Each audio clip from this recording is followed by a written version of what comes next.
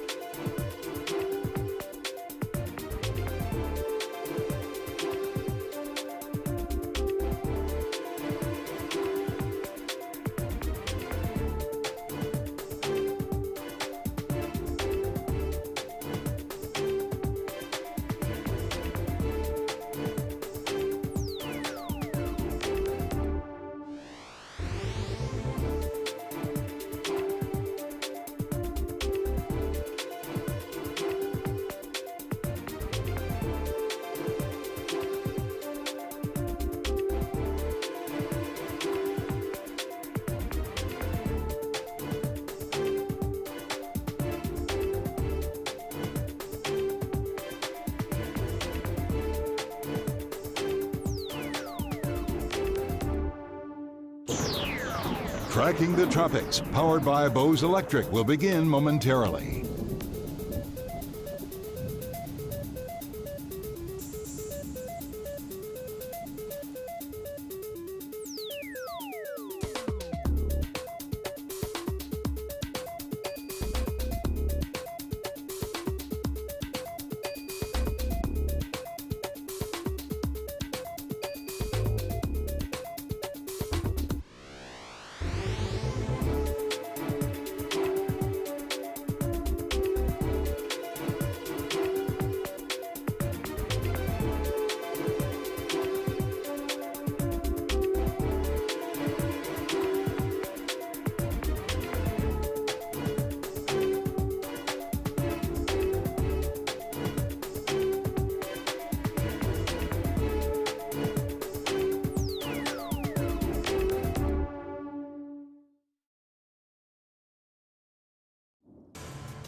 Live from our hurricane headquarters with real-time analysis from some of the nation's top meteorologists. This is Tracking the Tropics, powered by Bose Electric. The aftermath of Hurricane Idalia. Our chopper, Eagle 8 HD, flying over Florida's Gulf Coast, moving north at this hour towards some of the most impacted areas. The areas impacted most, of course, by catastrophic storm surge earlier this week from Hurricane Idalia. We're live here in the Stream Center to break it all down and take you, of course, to Eagle 8 HD right now over Pinellas County. And I'm here in the Stream Center with my colleagues, WFLA Senior Investigator Walt Buteau, and, of course, from the morning newscasts, WFLA's Deanne King. Deanne, Walt, it's good to have you in the Stream Center. It's been a long week, and you guys are taking time out of your day to be joining us here on stream in the Stream Center. Walt, you were on the Tampa assignment. Deanne, I know you were in studio a lot with our morning team. Welcome in, and why don't you share your experiences with our viewers? So I came on today because I did not come on yesterday afternoon because I was really tired. I hate to say that, but I know I wanted to come on yesterday late morning. You'd come out, but anyway, yeah. It was I've covered a lot of snowstorms. I've covered a handful of hurricanes now, and I'll tell you, they both can be damaging, but hurricanes are so much less predictable. And it's just, that makes covering it difficult.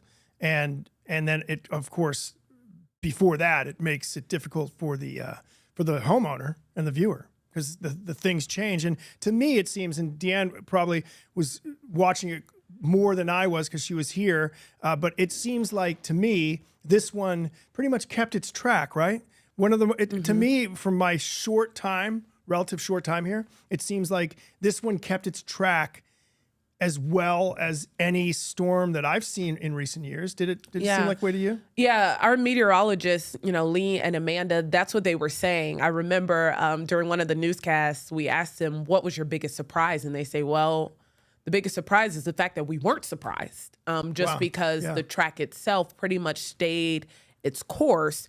Maybe shifted just a little hair, or maybe sped up or slowed down a little bit. But for the most part, we got what we expected. And thankfully, it wasn't too bad. Right. But of course, we know there are a bunch of areas around us. Cedar Key got it, so many different businesses got damaged pretty badly. I know some of my folks, I'm from Tallahassee, y'all, and some of my folks, thankfully they're all safe, but they've been sending me pictures and showing me different stuff that's happened up there in that area. So, of course, our thoughts are with them. Yeah. The drone video that Jim Hockett shot from Tampa's Bayshore is pretty bad.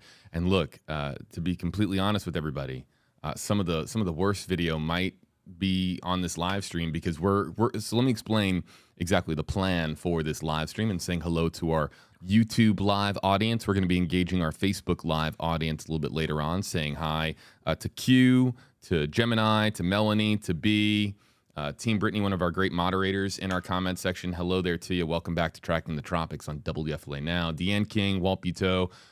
We'll try to feature some others, a rotating panel of WFLA personalities coming in and sharing their experiences and covering Hurricane Idalia. But the plan for Eagle is as follows. We've got photojournalist Jim Hockett, who's really become our guy giving us aerial video. He does Drone 8 and he's doing Eagle 8.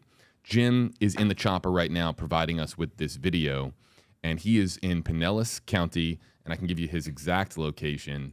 I believe that he is now, he's at Indian Shores and moving into Indian Rocks Beach. So that's between St. Pete Beach and Clearwater Beach. Now, as we go more north, as Eagle 8 HD goes more and more north, we're going to see worse damage. And the plan is to make it all the way up to Cedar Key. There will probably have to be refueling. I don't know if Eagle will be able to make it all the way. It's pretty much impossible for Eagle to make it all the way up to Cedar Key without having to stop and refuel. But we're going to be here with you live streaming all day. And as the day progresses, Walt, we're probably going to see some of the worst video. I mean, I know that Hudson, Beth Rousseau did an unbelievable job in Hudson covering some of the damage there up in in Pasco County. Deanne, you were watching a lot of Beth's reports. She just did a great job. Beth did an incredible job, and she also found these first responders. She hopped on the ATV, her and her photojournalist. They hopped on that ATV, and they rode the storm out in the aftermath of Idalia, and they picked up folks. There was one guy who literally lives in a boat who was like, I don't have anywhere else to go. And they were just picking folks up and rescuing them left and right, left and right, left and right. There was another rescue where Pasco County Sheriff's deputies had to get folks out of their homes. There was one guy, it was him, it was his family, it was his dog. And it was just such devastation just because of all of the flooding. And she even went into some folks' homes and saw all of the flood water just seeping through their entire homes. It was devastating to see, for one, because these are folks who, they don't prepare for this. They don't expect these things to happen to them, and here we are. So yeah, Beth did an incredible job covering the Pasco County Hudson area that also got rocked by this storm. I think the one thing that makes covering it overnight difficult is that you don't have this view. You don't have and you can't have it during the hurricane anyway because of the weather. But to see it from the air is, we were on Bayshore Boulevard, which I didn't realize had never flooded that bad. We found it pretty quickly. But the point would be, we had one vantage point from the 400 block of Bayshore. From the air, Jim Hockett again with the drone video, you really get an idea of how many people are impacted, and just that it covered the whole length of that road. I ride my bike out there, and it's like a 4-mile stretch. So it was a 4-mile stretch all the way and probably beyond, really. So that was, I think the visuals are big to realize the impact. And I think Beth's story did that too, obviously. She was able to, again, it's transportation. You did that with Bayshore. Right. Bayshore, I liked your tweet, honestly. What? I read it out. What tweet? Pull it up. Pull up the receipts, JB. Pull it up. Pull up them receipts. You could. It was hilarious. Kayak. You could totally kayak up that road. I'm surprised. There were guys riding bikes on that road. It was ridiculous. Oh, yeah, look at this. Let's see, what you got? It was more shore than bay. No, it was more bay than shore. Oh, it's his first tweet, JB. It's the first one that you see as soon as you get there. Let's bring this up. Here's the tweet that Deanne is I literally laughed out loud. LOL. There it is. There it is. Wow, you could kayak down Bayshore and into downtown, but don't. But don't. Oh, I thought there was I thought that there was more there. I don't want to give anybody an idea. Right. But you could have. It was deep enough to do that. Yeah. Now, we did see some person trying to ride a bike. Like the water. It's like, what are you doing? Was here. Did he? It wasn't electric. He wasn't that dumb, he was pedaling. Okay. But baby, where were you going? We had two boobs. Sorry, can I say that on the stream? Say what? I missed it. Boobs. Idiots. Two idiots. Oh, God. Yeah, you could say it. Come on. Two guys. Well, you're about to get us kicked off. I'm calling them kids because they had to be kids earlier on. And we were about to take us live, and I was hoping they would get to me in time because there were two guys riding their bike into the water, and you're going, why? Right. But you didn't come to me in time. But at some point, I believe it was a cop, it was dark, is on the overpass to get to Davis Island and looking down at them. And I swore it was a police officer. He was probably blocking it. And all I could see was like hand motions. Like basically do you want to do that again on Slider Cam? We'll bring up Slider Cam. It was almost like he was with his hands. This officer, or I'm pretty sure it was an officer dressed in black, near a car, lights weren't on, but just with his hands. What are you doing? I know there were some expletives in there too, because they were, it's like, what do you, they had to be young and not realize you could die. The guy on the bike was not young. That guy rode, he was trying to keep riding when it was up to his waist. But he's up to his waist. Yeah. Yeah. It's just. Good exercise. Probably good for you. The resistance of riding in water is probably good for you, but not in storm water. Disgusting water. No, and that's the other thing about that. Going in the water is just a bad idea. Yeah, very bad. In storm surge water, you just don't want to find yourself in it. You don't know what's in there. Yeah. And if it's near the bay, you could guess what could be in there.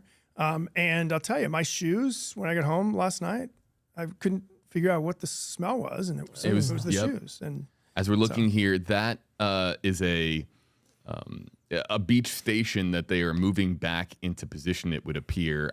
We saw a video yesterday of them moving beach stations and lifeguard stands off of the beach and moving them into a place that would be, into a position that would be, in essence, out of the range of storm surge. So again, let me please emphasize that Eagle 8 HD right now, we're basically doing the entire flight. So you're going to see areas that really barely got hit at all, and then you're going to see areas that really got significantly impacted, and that's really more later on in the live stream because we're heading north right now. And I've got to roll here in a couple minutes, Sure. but I'll tell you one note I like to point out here is, we feel good when we see this video and there's not a lot of damage. And I think there's also some positivity, if that's maybe the wrong word, that it's sort of, this is going to sound horrible, but positivity that it hit a rural area, right? Because there's fewer people. No, we talked about that on stream yesterday. But you have family up there. Yeah, it's not in positive for them. Tallahassee. It's scary as heck. So I think while we feel good about what we're looking at here, you're right. When we get up to Cedar Key and Beth was in, where was Beth? How do we not know that? No, Hudson. Heard it right. So you get up that and you're, and I mean. See here, okay, so look at this now. See, as we're moving north, wow. certain pockets are going to have a look as if like really nothing happened. And then this is some storm surge. You think that's storm surge for sure. Do you see any homes in that? I don't see. No. Well, we have these homes. It goes up to the homes. Yeah. Yeah. It looks like a swampy area though. Because there's some. Right. And it's difficult. Oh, look at the to, rainbow. Oh, it's Deanne's nice. finding the rainbow. Positivity. Pot of gold at the end of it. Follow it. Look at that. There's two ends. It might be a pot of gold on both. I ends. do know. Oh yeah, look. Jim is definitely noticing it. Jim is our photojournalist in Eagle because he just went. He pivoted left to show us the other end of it. Yeah. Also, too, when it freezes like this, that's just because Eagle is in motion, and of course the transmitter and the receiver are trying to stay basically in lockstep. So I'm going to run, but one quick. We are working on a story about Piney Point, which is always a concern. Bringing it up on camera. And I'll tell you that it did not. There's fear there anytime there's any water because the structure is not good. And we are working on that today. We'll have that tomorrow. But I will say it's good news. It's positive news. That, on Piney Point. Yeah, and Piney Point and the word good news have never been in the same sentence. No, they have not. In 25 years. So. And for those unfamiliar with Piney Point, that was a major disaster that occurred in the Tampa area. Was it 2020? Almost three. Or 2021? It was 21. Yeah, I remember we covered Piney Point on stream. It's been a sore spot for 20 years. Yeah, all that multiple wastewater bankruptcies, multiple breaches, and then the bad one. And now they're fixing it. Controversially, they're injecting the water. The deep well injection is ongoing. But anyway, we'll get into that tomorrow. And thanks for having me, Deanne. Nice to be on set with you. Yeah. 2 days in a row. Who do I owe this honor and pleasure to? Oh, my God. Not too many places where you'd find the three of us on camera together. Our senior investigator, our morning traffic anchor and reporter. And also, by the way, I should probably introduce here behind us. People are thinking, my goodness, who is this person sitting behind me? Abby, correct? Yes. Yes, this is Abby. Is it your first day? Intern in the house. First day of her internship and Illinois State University. Yes, roll birds, she says. Roll birds? Roll. Yeah. Like ROLL. Yeah. Okay. Here, hold on. See that microphone right there? Why don't you grab that? The black one next to the mouse. Grab that. Uh-oh. Here we go. See, this is what happens when you have an internship at WFLA, folks. You're learning on the fly here. You get in. We interview people. That's what we do. We do it all. You hear me? Let's do it. Why not? As Eagle searches for some more damage. Yeah. Abby, let me see if I got your mic signal. Can you talk for me? Yes. Hello. Testing. Hello. There she is. Welcome in. So, thank you. Again, Abby, Illinois State University. What are you studying? Journalism. Great. What year are you in? I am going to be, I am a senior. I'm going to be graduating this December. graduating this December. This Yes. December. And what do you want to do? I want to be a reporter, so I'm in the right spot. Look at that. You are in the right spot. So you were here yesterday, obviously, right? No, yesterday was supposed to be my first day, but since I'm from Illinois, yesterday was also my first hurricane. So we pushed it today to be my first day. What do people in Illinois think of hurricanes? Oh, they're terrified of them. Oh, sure. I'm sure. Yeah, a lot of my family up north and friends, they were calling, checking in, and I wasn't really sure what to expect, but So you were here? Not like physically at WFLA. Yeah, you were here in Tampa yesterday, right? Yeah, I was at my apartment. We held down the fort pretty well. Okay. Yeah, I was trying to prepare. Everyone around me was saying that I was taking it too seriously and everything, but you can never be over-prepared. But now I have a ton of ice, and I have no idea what to do with it. But yeah, I mean, it's pretty decent first experience for a hurricane. But we get tornadoes. Right. Yes. Never actually really experienced one. Warnings, yes, but yeah, that's pretty much it. And so how far are you from Chicago?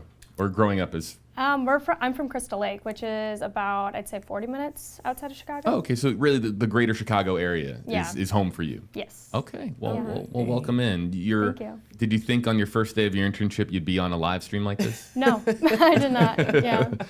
Well, Abby, I'm sure from Deanne and I and our Yes. entire WFLA team, welcome, and we hope that you learn a lot over the course of your internship. Yeah, thanks for having me. Yeah, you can stay. You can hang out in the stream center for as long as you'd like. Oh, look at as that, we look JB. here now, at Eagle 8 HD, finding some more damage, and again, Eagle's moving north towards Cedar Key. So this is some of the impacted areas that saw less of an impact. But as we move north, especially into Pasco County, you're going to start to see some more significant damage. We're up on this live stream early to give everybody a chance to see all of the impacted areas, from the areas that got clipped to the areas that got really hit hard, and the hardest hit areas are coming up next. So here you see a guy who's tending to his pool after the storm surge from yesterday. That's an important thing to tend to. I know folks on Shore Acres, down there, like 60% of their roads are still flooded. St. Pete police, they put out a tweet. And so people are still waking up, not only having to clean up, but also kind of stuck because they can't really go anywhere because a lot of the streets are still flooded or just filled with debris and a whole bunch of things. So I know folks even down St. Pete, Shore Acres, Snell Isle area, also dealing with a lot of this stuff as well. Even flooded streets, 60% of their roads. That's a lot. A lot for a little island. Yeah. That's about every road. Well, you know, we were talking about Beth's reporting, right? And Beth, I believe, interviewed a guy who, it was one of those random interviews that just happened by chance yesterday. Yeah. And I don't know if he caught this, but he said on live TV, he said, I think he said something to the effect of, "Welcome to Florida, the price of living in paradise." Yes, that's what he said. Yeah. And there are a lot of Floridians that do really feel that way, that understand that they live in a place where it is stunning. And we get a very warm climate that people really do love. But hurricanes are part of the expectations here. I mean, people get hurricanes and tropical storms. Up near Chicago, where Abby is from, you're going to get snowstorms. You don't have to worry about blizzards down here in Florida.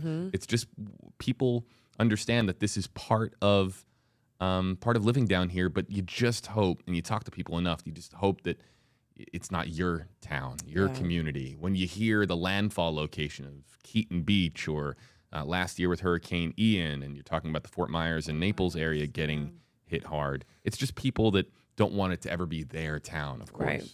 It's one of those things. Growing up in Florida,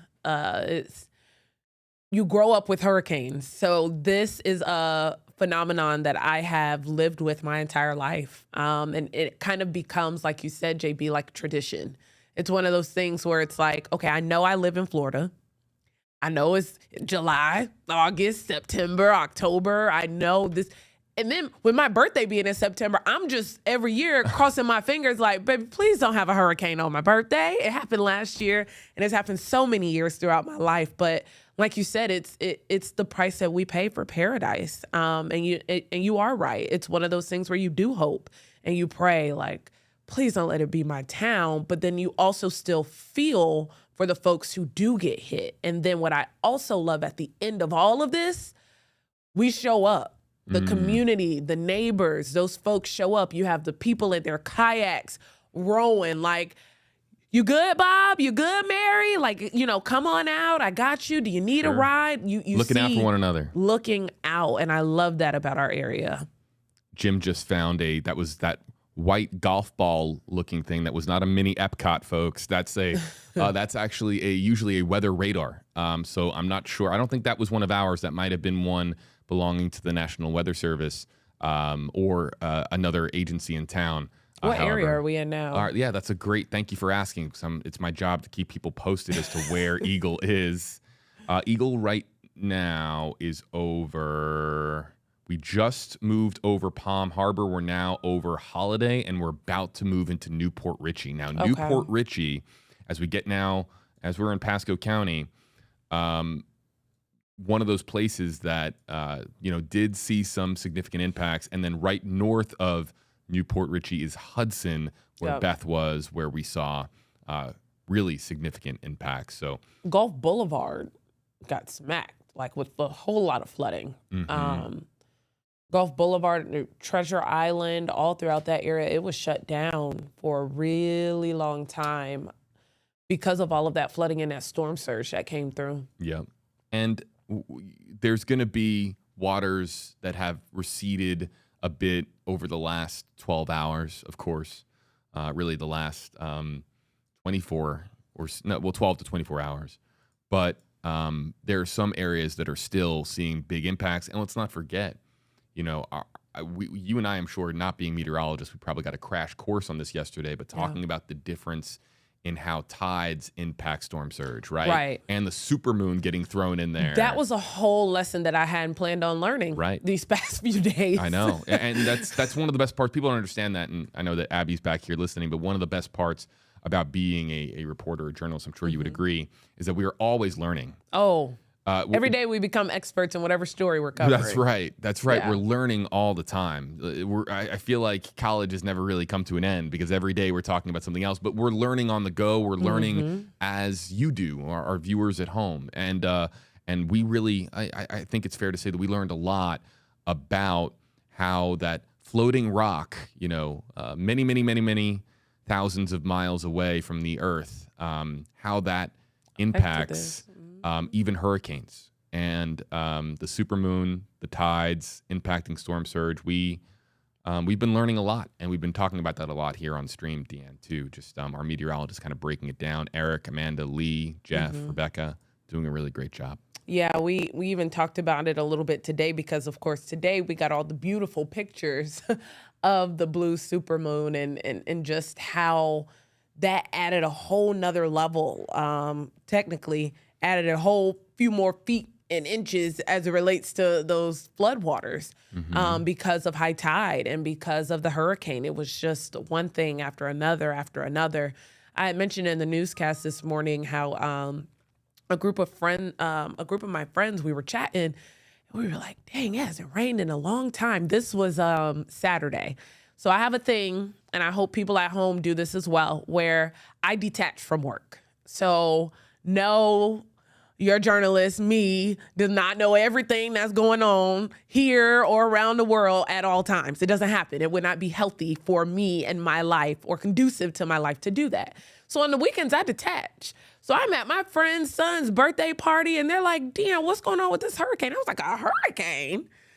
And then boom, all I had to do was open my email, and I saw all of these things coming in. And we were having a conversation about how we had gone so long. We were in such a drought.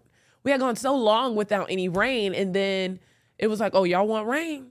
Oh, I'm going to bring you rain, right? And we ended up having to go through this hurricane. But it just goes to show, like with our area, you never know what's coming. And you always have to be prepared, which is why I think our meteorologist team, the Max Defender 8 entire team does such a great job at preparing folks so far in advance and reminding people about the weather guide, reminding people that we are still in hurricane season. Like, yes, it feels good. Yes, we're at the beach. Yes, we're chilling, but don't forget and always be prepared. And so I think for those folks at home who listen and take heed to those warnings, you know, they would be okay.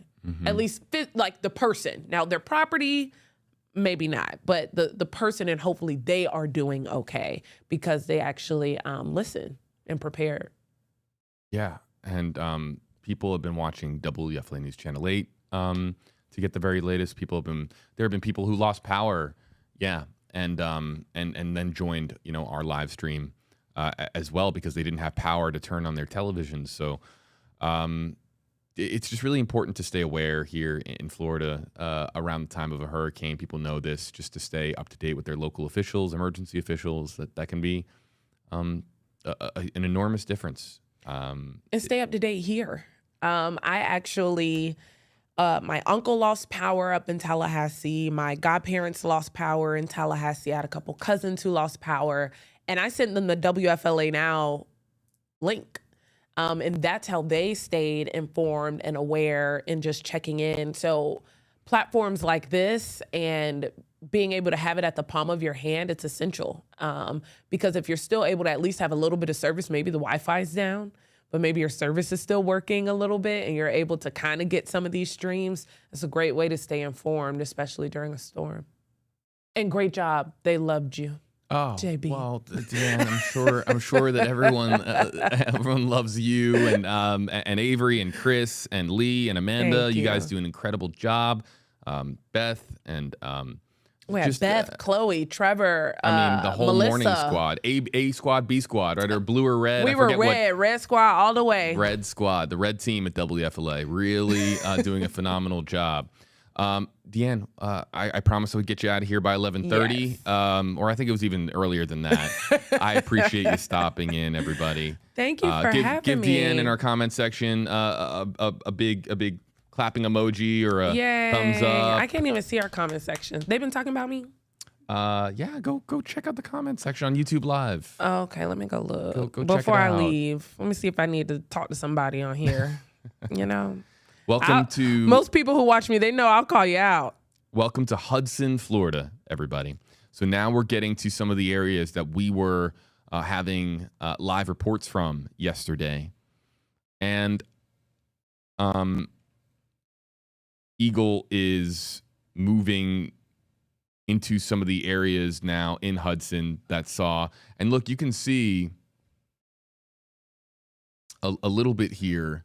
We've been monitoring some of the boats that are, you could see that clearly are at a position that aren't tied to their, or got, detached from their dock.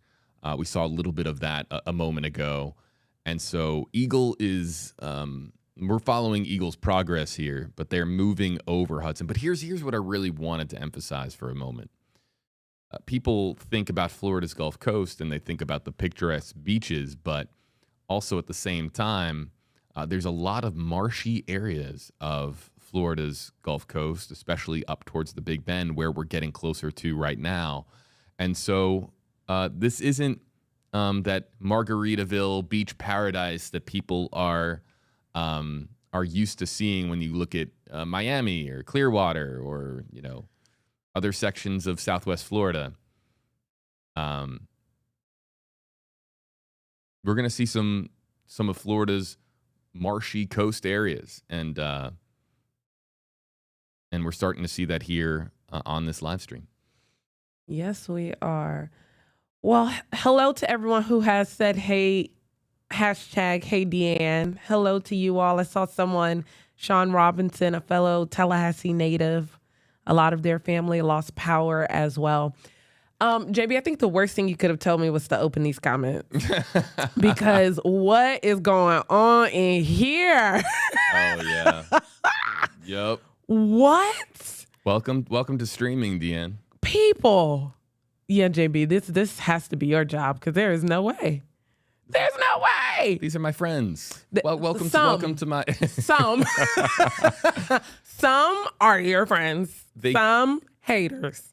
They keep it real with us, or at least no. They try to. Hey, well, I'll tell you what. You probably don't know this. Okay. We do have moderators on YouTube Live. Oh, cool. Yes, that volunteer their time because they watch our stream so much, and I've had conversations with them, and they are we've chatted back and forth digitally. That is awesome. And they volunteered their time to help keep our comment section clean and respectful.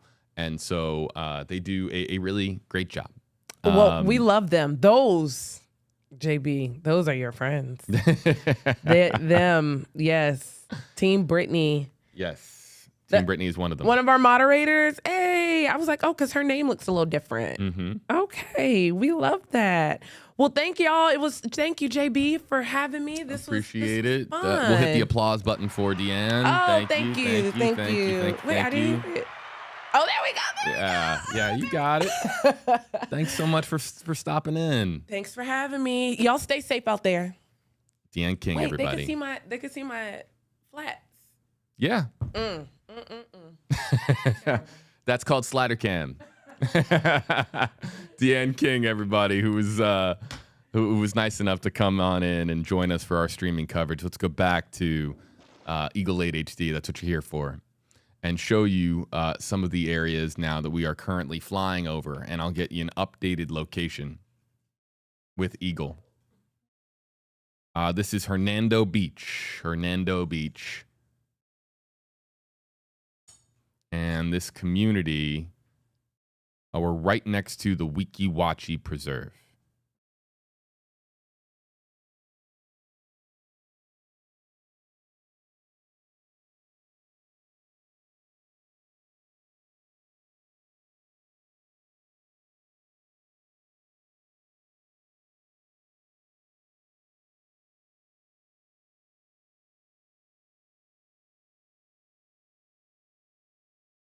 So there's some of the marshy area that we were talking about. Now we're talking about, we're looking at a roadway here. I will try to, that I believe is, it's Shoal Line Boulevard, 597. So Eagle's booking it. Eagle is moving fast.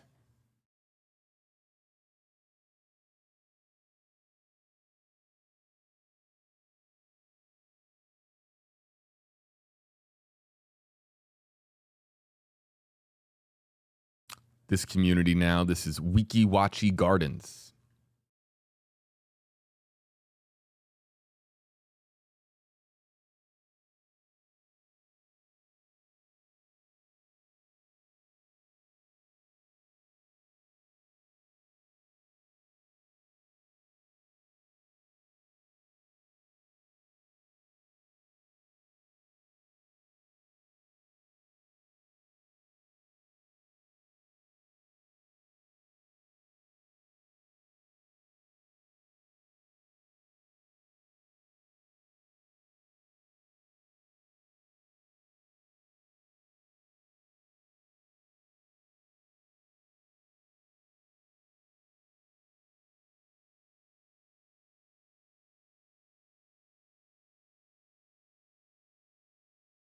And now we're pointing to Alfred A.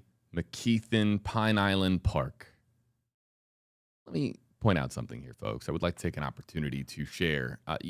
Our audience knows that I'm always I keep it real with you guys. I'm always trying to let everybody know what, I try to just stay, of course, fact-based and try to keep it as real with you as possible. What we are seeing so far is not all that bad in relation to Florida's Gulf Coast. There has been, of course, some pretty bad storm surge. We've seen the pictures. We have seen some of the videos that have been coming out, and some of the communities hit harder than most. Eagle is is doing a flyover of the coast, and so far it hasn't seen anything catastrophic. This is for a couple of reasons. One, we haven't hit the hardest hit areas yet, and two, we are flying over this after the storm waters had a chance to recede, and also two, we're not hovering over certain areas or going to certain neighborhoods where we heard, some of the worst damage and some of the worst flooding. We're basically beelining it right now for Cedar Key, and we're getting closer to Cedar Key. So if I zoom out here and I give everybody, we're about halfway there. Yeah, 50% of our journey is complete. And right now we're over Weeki Wachee, approaching Homosassa, and then Crystal River might have some significant damage. But what's everybody else out there seeing? Let me know in the comments section. I'll be playing or paying close attention.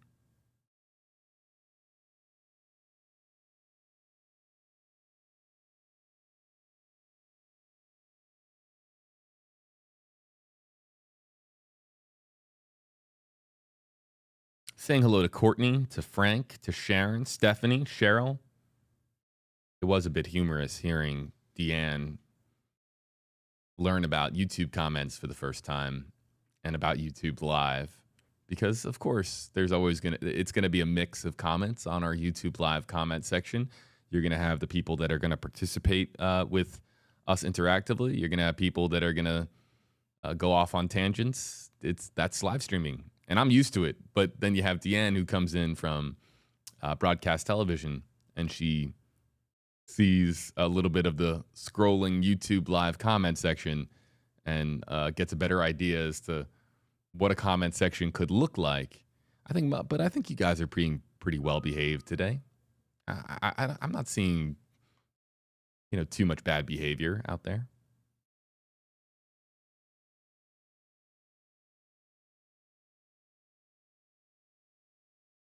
All right, so Jim is zooming in here. He's really increased his zoom. And this is, I'm going to try to get an idea. There's one of the coastal power plants, and that is a point of reference I can use to give everybody an idea as to what we're looking at.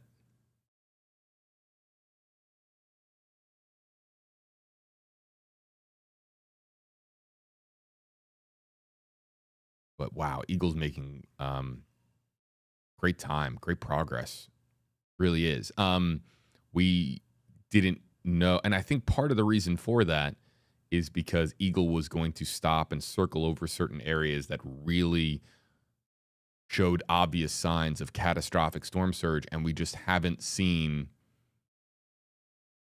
those really bad areas just yet.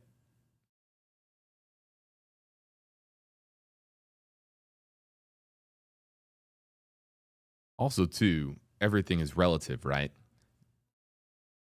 We had an Eagle stream last year after our Hurricane Ian coverage. When we went down, we showed everybody Fort Myers, Naples, Southwest Florida.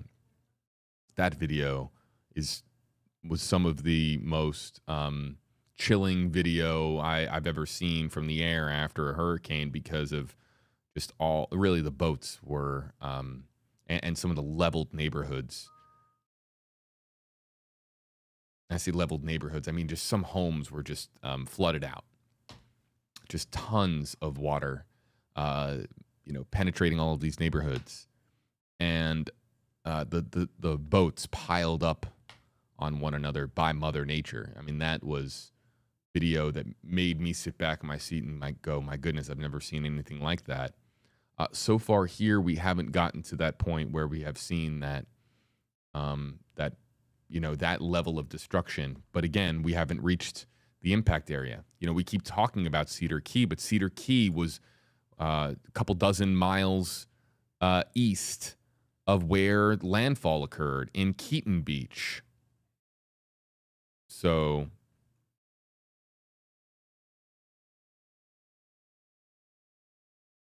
let me bring up my map here. There's Cedar Key. We're getting closer to Cedar Key.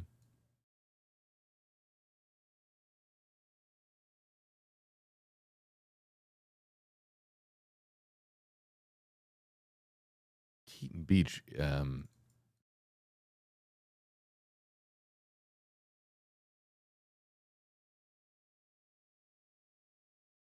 hard to find on a map. It really is.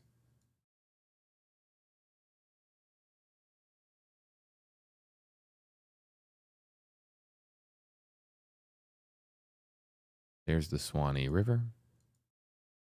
Horseshoe Beach.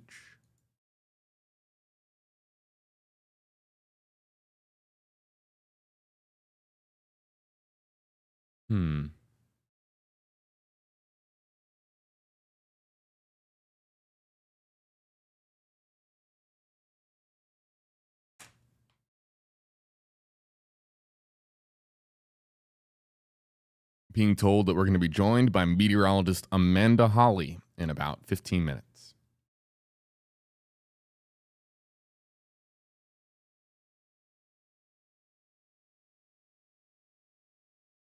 Here's Keaton Beach.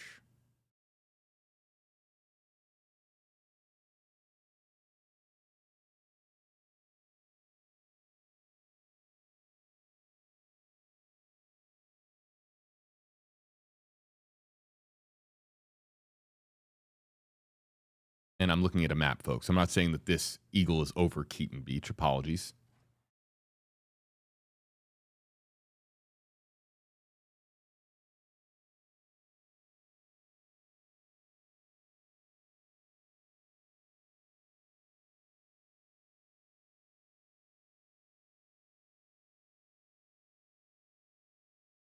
Let's give you an updated location for where Eagle is right now.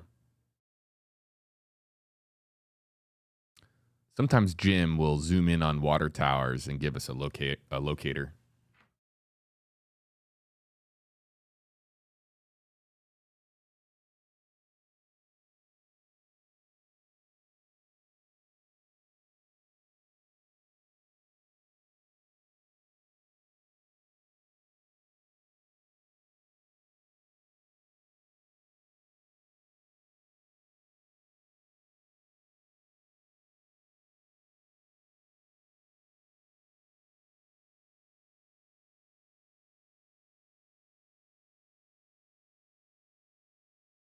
And they're just like that. Ozello.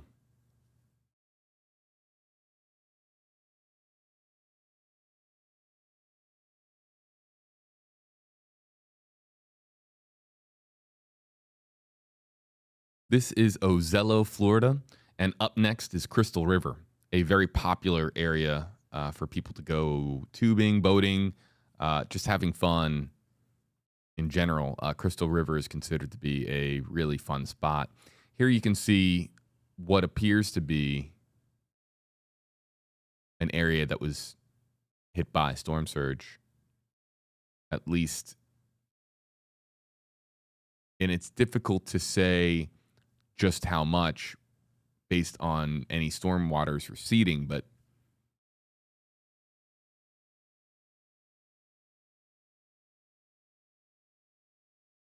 this is, again, Ozello, Florida. You can see power crews working there to restore power.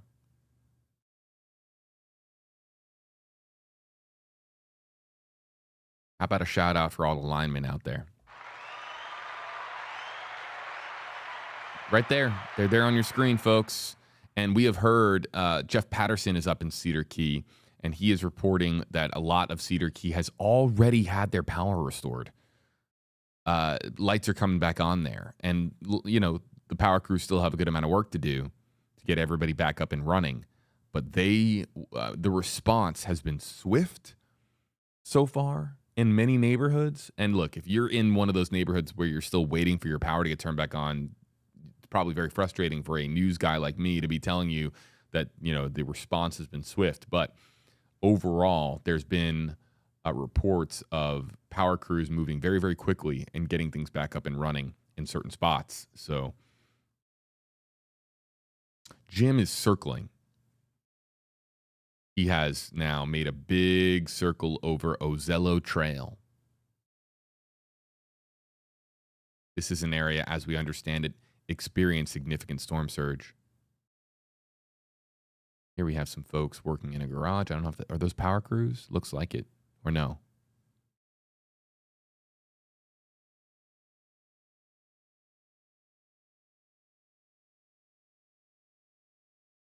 And you can see that a lot of this is going to be folks that are perhaps just getting back into town, looking at their homes for the first time. See, this family or the occupants of this home, they are what it would appear to be is going through that garage unit and getting things out, surveying damage. Because they're right on the water. And this is an inlet connected to the Gulf of Mexico. So we're talking, of course, about the potential for there being significant storm surge. So I wish I could point to a neighborhood and tell you exactly how much storm surge they experienced. That is something Amanda Holly will at least be able to help estimate when she's up here in a little bit. But this is no doubt an area, again, Ozello Trail, that got hit by storm surge. Water's receding, of course, but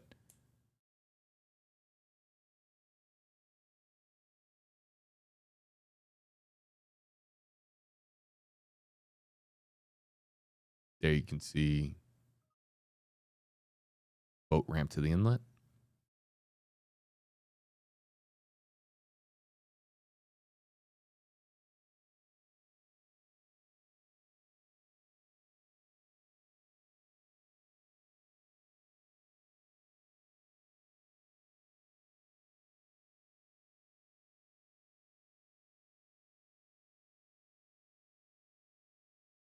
Try to punch up some audio here.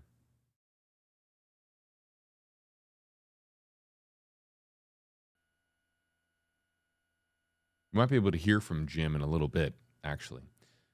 We are on broadcast television right now in the midday newscast, 11 a.m. newscast here at News Channel 8. So Jim is working with our team in our control room to provide the shots that they need. But once the clock turns over to noon Eastern, you can see it in the bottom right-hand portion of your screen. So in about 4 minutes or so, they'll be able to flip the switch, and we might be able to communicate with Jim. Jim is our photojournalist in Eagle 8 HD. And in all seriousness, one of my good buds here at WFLA.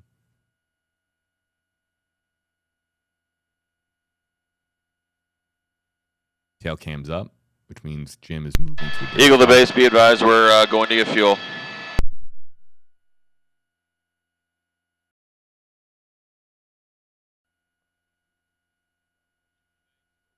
Apologies if that came in kind of loud.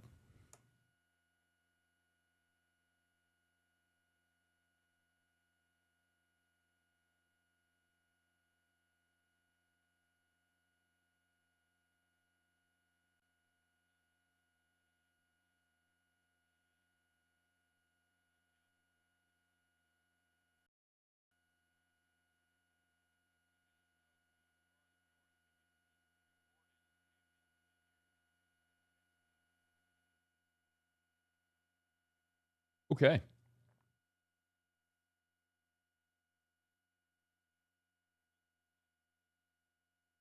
And being told now, of course, by Eagle and by our news team here, WFLA, that Eagle is going to land for fuel here momentarily.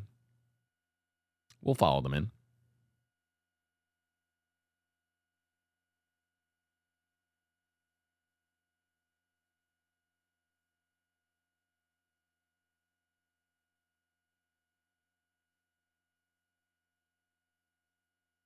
So, and people are asking, where does Eagle get fuel? Actually, I don't know.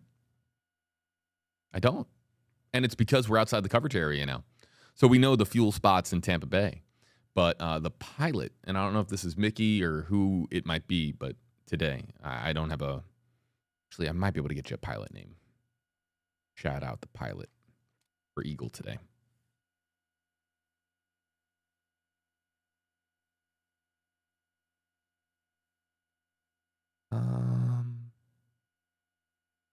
I don't have a pilot name. But the pilots are, of course, aware of all the various spots where they can land, and really in the entire state, various spots where they can land and refuel. Maybe I can follow them on the map and tell you kind of where they're heading.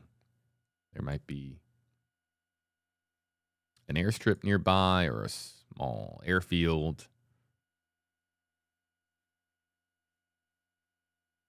Looking here on the map. So Eagle made it about 75% of the way, maybe 80% of the way to Cedar Key.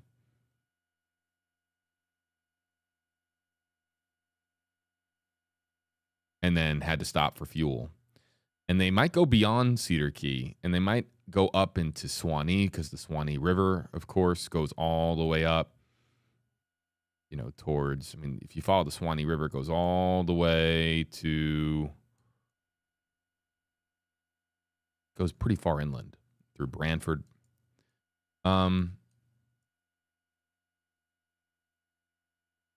So Eagle is absolutely going to make it to Cedar Key, Swanee, and then if you go west from there, if we can continue to have a strong signal with our range, maybe, just maybe, we make it to Keaton Beach, which would be the landfall location.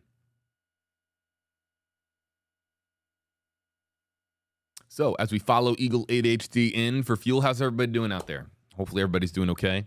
JB Biunno here with you in the Stream Center. Sorry that I am not super attentive to the commentary here today. Trying my very best to juggle a lot with following Eagle's progress, bringing in people. First day internship over here as well. Oh, okay, so look, Eagle's about to land. Where are they landing? Where is Eagle going? They didn't have to go very far at all. Here it is. Wow. Definitely part of the plan. No doubt for the pilot. They are going to Crystal River / Captain Tom Davis Field Airport. It's a small airfield right here, and I think they might have just powered down. That's why it's frozen.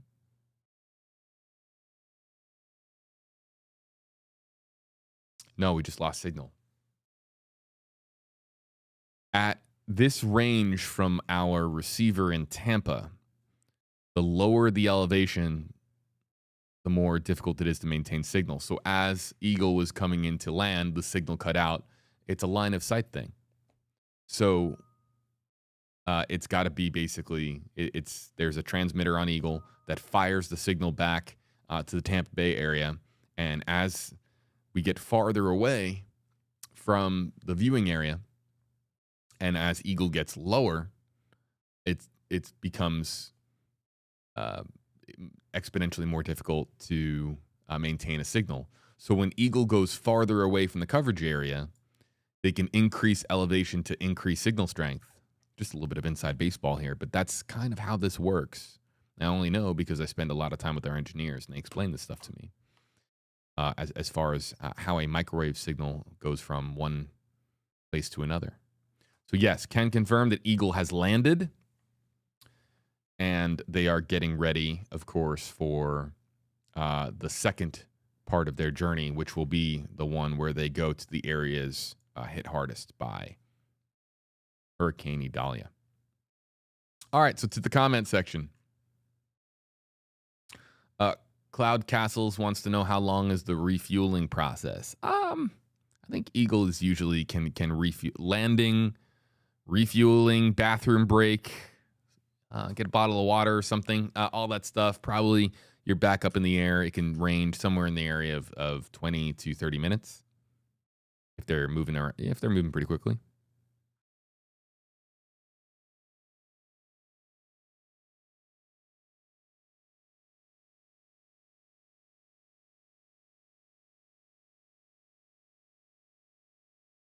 Yeah, Lori was right on it in our comment section. There's an airport, Crystal River Tom Davis Field. Right on it. Pat33 wants to know, #KJB, will we still be able to see Crystal River damage? I believe that we moved past Crystal River, but here's the thing. Eagle 8HD right now is really trying to make it to the hardest hit areas as quickly as possible. They were moving really fast. However,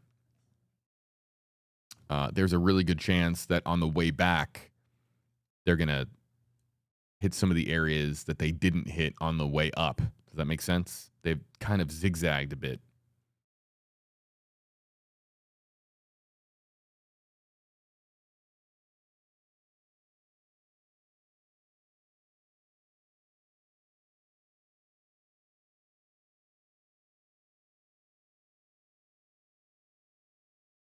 But I think really they're in the Crystal River area right now. So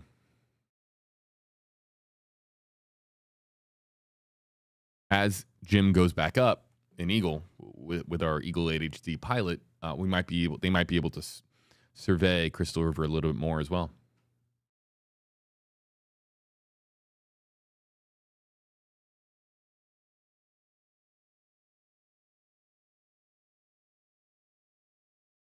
Susan says, #AJB, smart to get fuel before entering the devastation area. Fuel may not be available there. And it's totally true.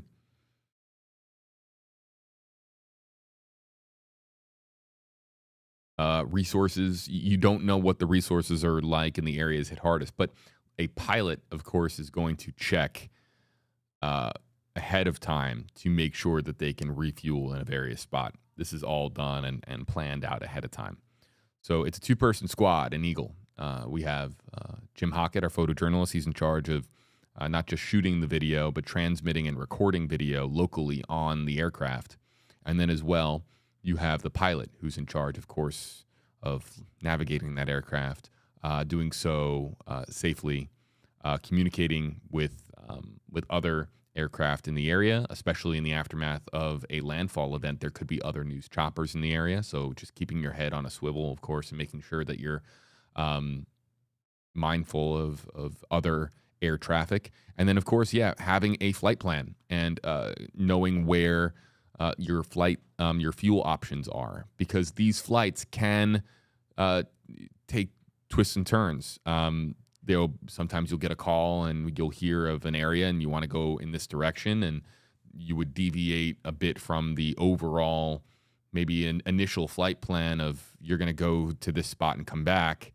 There are times when Eagle is up in the air and there's breaking news that occurs and they have to go to a different area of the coverage area completely spontaneously. And of course, the pilot has to accommodate for the operation, and so the flight plan gets adjusted. So all of these things are taken into consideration, and a lot goes into, of course, our Eagle 8 HD operation. We're one of the few stations in Florida that has its own helicopter, where we don't have to share, of course, helicopter resources with any other media agency. So a lot goes into it, and everyone involved deserves tremendous credit, because it's able to then get fed back to us and then live streamed here on WFLA Now for all of you to be able to see.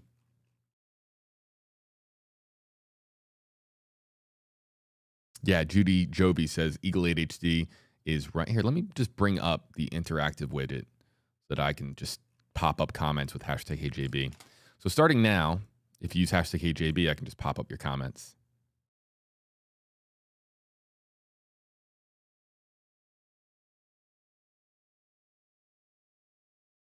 So there's Judy, for example. Hey, JB, Eagle 8 HD is right at the beginning of Crystal River. Yep. So right when Eagle goes up, we might be able to see some of the areas hit by Idalia in Crystal River. Tempe wants to know, #KJB, does WFLA have a drone also? Yes. And I used to be a certified WFLA Drone 8 pilot. I used to fly drones for WFLA way back when. Years ago, had my certification through the FAA, and I very much enjoyed it. And then I started doing live streaming work, so my job pivoted. Yes, but drones and helicopters are completely different in my view. A drone is short range, maxing out usually at a height of 400 feet, and to a drone and its UAV operator have to be close. Obviously, a helicopter, you can get up to thousands of feet in the air, cover a lot of distance in a short amount of time. But we do have this drone video from Tampa yesterday. I'm glad that you asked, because this is Jim Hockett shot this drone video. He's the same photographer who is in Eagle 8 HD for us today, and this is Tampa's Bay Shore Boulevard, one of the most iconic, spots in all of Tampa. It's the Strip right on Tampa Bay, and beautiful homes and neighborhoods right along Bayshore Boulevard, South Tampa. And this is what it looked like yesterday. I'll put away the comment from here for a second so you guys can see, and we'll go full screen so you guys can see here as well. This was Bayshore Boulevard from Drone 8. And you can see there's usually where the waters come up to that white seawall there. And that is usually where the edge of Tampa Bay is, but not in this case. It went over the walls, the storm surge, going far beyond the walls into the neighborhoods, and several feet of storm surge penetrating South Tampa.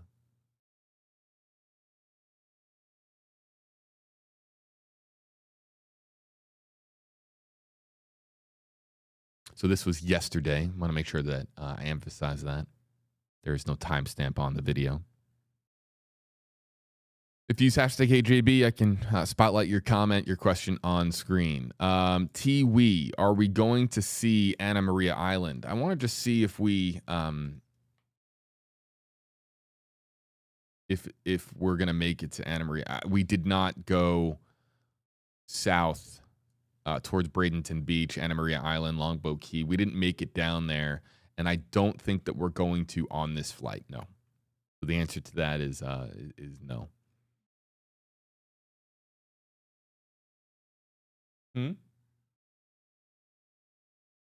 Shout out to Rebecca Barry, who just walked in.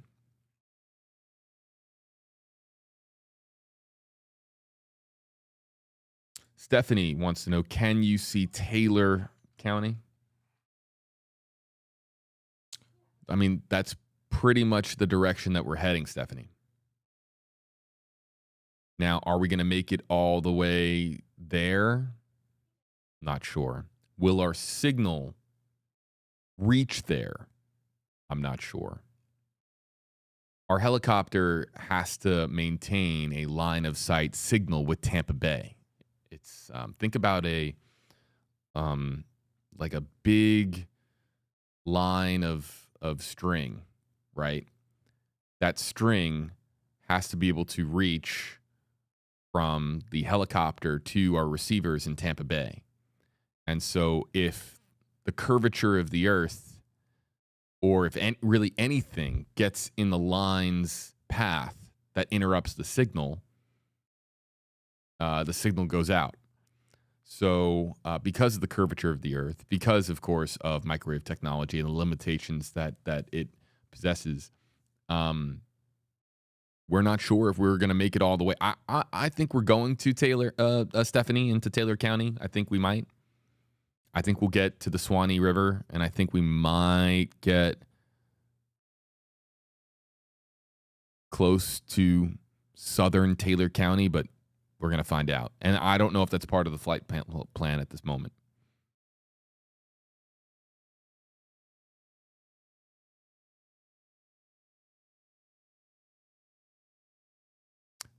Dark wants to know, hashtag HeyJB, I've been hearing talk about Tampa being due for a storm. What are your thoughts? Look, no place ever deserves a hurricane or should be due for a storm, and just because other areas, look, people are saying that Tampa, this narrative might exist online. I can't say with certainty that it does, but if it were to exist online, it's just because Tampa's got extremely lucky. But we're doing a lot of research with Columbia University. Jeff Baradelli talked about it on stream yesterday, about how we're doing a lot of research as to exactly why Tampa has been so fortunate. Because Tampa does continue to get lucky. And yes, there are going to be people that are going to say, oh, Tampa's due. But we're talking about a storm that could have caused catastrophic storm surge well beyond what you're seeing here on your screen in Tampa, a densely populated area, versus where Idalia made landfall, which is a much more sparsely populated area. And I believe me, I do not want to be somebody in Keaton Beach or Cedar Key and those communities. My goodness, I feel, please let me pass along my thoughts and prayers. you don't want to be in the area hit hardest ever. But Tampa Bay has gotten very, very lucky, and in this case did get lucky for the second year in a row. Last year with Ian, this time with Idalia. And last year, a more well-populated area got hit. This year, it was a more rural area between really in Florida's Big Bend.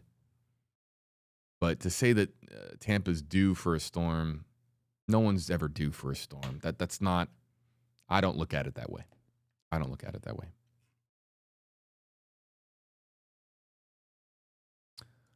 Is Eagle 8HD going to fly over Brooksville later on, going to Hernando County now? You know, maybe. Who's the commenter there? Lil Patty? Maybe. Because when we double back, if we may 50-50, I don't know yet. I don't know if that's part of Eagle's flight plan.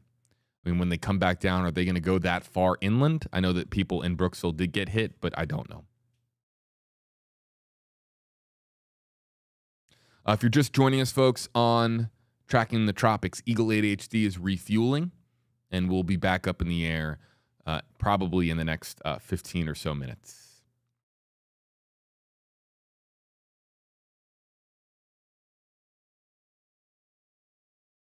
Let's go to Allison's comment. Where is it?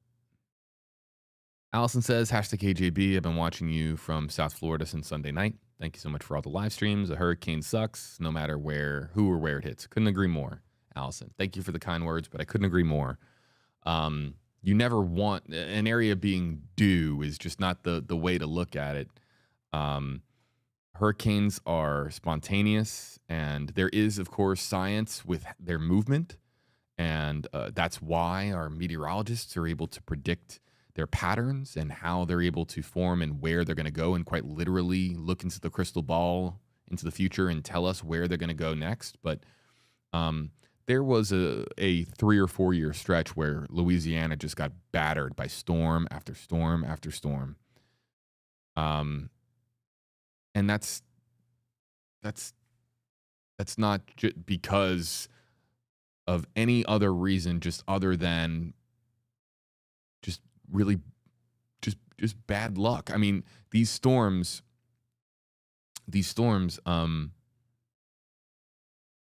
look, there are development patterns and development zones. Rebecca Barry, Amanda Holly, they talk about it on almost every show with Tracking the Tropics. And there are regions, channels, if you will. We have that great graphic that shows us how month to month there are certain development zones, and there is a bit of a pattern as to where storms form. But as far as a storm with Hurricane Idalia's significance, a lot of it, not all of it, there's so much science involved, but a lot of it can just come down to the coincidence of where that storm is going to go and the weather pattern that exists at the time and phenomenon that exists at the time, like El Nino, and of course, like warm sea surface temperatures. They explain it way better than I do. But there is a combination of the coincidence element and, of course, the scientific element that comes into play when you're talking about places that do and don't get hit by a hurricane. Some of the biggest hurricanes that we have seen in years past you've never heard of. Why? Because they stay out at sea in the Atlantic. You would never know their name because we don't talk about them all that much. Franklin's an example. Franklin's a Cat 4 or was a Cat 4. And Franklin will never really be in the history books all that much. Why? Because it just didn't impact land. And it wasn't a storm of consequence for us here in our section of the world. It didn't impact civilization. Now, I know that Bermuda, I think, saw some impacts, but they're way out in the Atlantic Ocean, and they see impacts from storms that don't hit the United States all the time.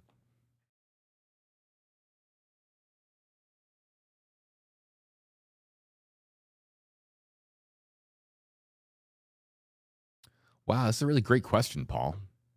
Did all the storm abatement installations near the Sunshine Skyway Bridge work as planned? I'll pass this along to our team and see if we can get some answers for you. Linda says, I've been watching your broadcast online from Massachusetts. We've been hit a few times. Bob got us, and we had power no power for 2 weeks. Sorry, been a long week of streaming. But well, thank you for watching, Linda, and all the best to you. Keeping an eye here on when Eagle's going to get back up in the air.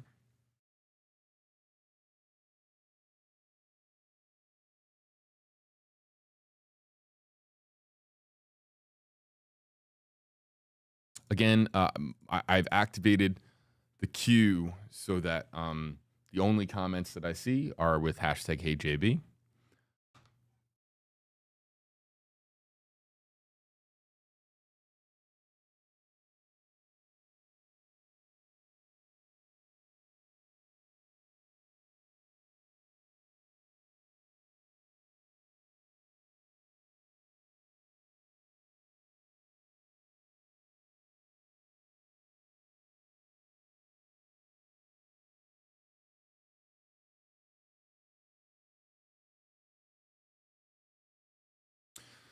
Thank you for your comment there, Linda. Hope you're well. What else we got? I'll just throw up the signal or this comment from Infected Signal and just say no updates because I'm here with you guys.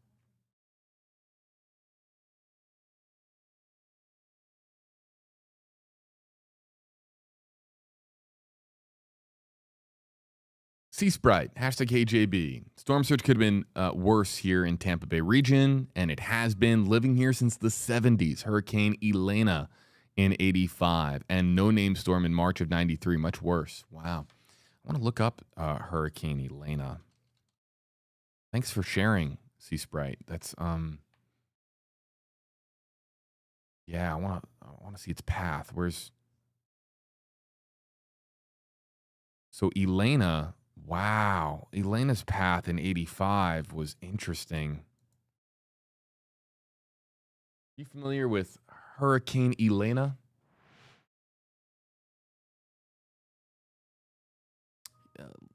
We're waiting for Eagle to refuel, so good opportunity for us to look at a very interesting path.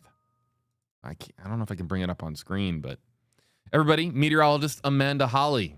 Hit the applause button for all her incredible work this week. Hello.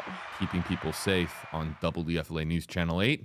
And, of course, she is really, alongside Rebecca Barry, the host or co-host of Tracking the Tropics. And hopefully we get a cameo from Rebecca at some point today.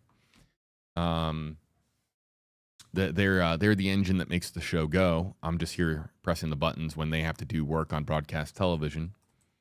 And, yeah, check out. So this is the comment from Sea Sprite talking about Elena in 85. And I just was curious about what that path looked like. And that was a path that, I mean. Make sure this is the right one. So, yeah, it is. I mean, it is a little similar of a path, right? But it didn't develop in the same location. So that is a little bit different. And it was a lot farther off of the Tampa Bay coastline for a long time and then kind of moved closer to shore and then jutted right back out into the Gulf. It's a very interesting path for sure. Yeah, it looks like, and correct me if I'm wrong, but it looks like it did slow down when it made that curve and then doubled. Yes. It wobbled all the way east and then it wobbled all the way west on its main track towards. That's a storm that impacted Florida and then boom, beelined it for Louisiana with impacts, I'm sure, in Mobile Bay. Wow, interesting storm. Yeah, it almost looks like, just glancing at the path here, I'm not familiar with the storm itself, but looks like it was being steered by some upper atmospheric pattern. Those patterns must have collapsed and then something else developed and pushed it literally in the opposite direction.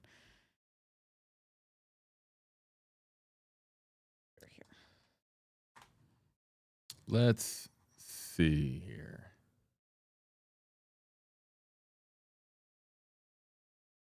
Hashtag HeyJB or hashtag HeyAmanda, we can now introduce into the conversation. If you want to interact with us, use either of those two hashtags, and we'll spotlight your comment as we wait for Eagle 8 HD to refuel in Crystal River, Florida. You know, that no-name storm, JB, has come up a lot with our Idalia coverage because it did have such a high storm surge along our coast, even though it really wasn't a tropical system. Just goes to show the power of winds, no matter the time of the year, what it can do to the water. It's literally pushing the water up along our coastline, and that storm surge was some of the highest that we've ever seen with that no-name storm, as well as Ada a few years ago. Ada, that was 2020, right? Wasn't that the year that we just went into the Greek alphabet deeper than we've ever gone before? 30 named storms, I think. Yeah. Sarah wants to know, what does the local beach erosion look like, if any? Beach erosion is certainly going to be part of the equation here, no doubt, right? Oh, yeah. I'm sure, you know, we were just talking about it on broadcast. The sand dunes in a lot of locations are going to be kind of either not there, depending on the actual location, depending on how high that water actually got. So beach erosion, certainly an issue. The one thing that we have going for us along our coastline with the beach erosion is that the storm wasn't on our coastline for very long. So those pounding waves up along the coastline didn't have a lot of time to do damage. They certainly were large, and we're seeing some of that beach erosion a little bit, but it's not like a storm like, I think it was Debbie, maybe back in 2014. It was definitely the D storm. It sat off of our coastline for 4 days, and we saw a lot of beach erosion with that storm because of the prolonged period of the storm surge. We love our beaches. Yeah, we do. Mother Nature, leave them alone. We also love our homes. We love our pets. We do. We love our families. So hurricane season that just took a break and pushed everything out into the Atlantic would sure be nice.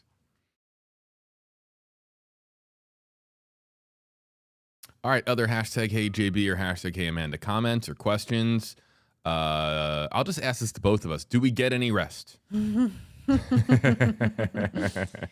We sleep when we can. We sleep when we can. I think that's probably the best way to answer that question.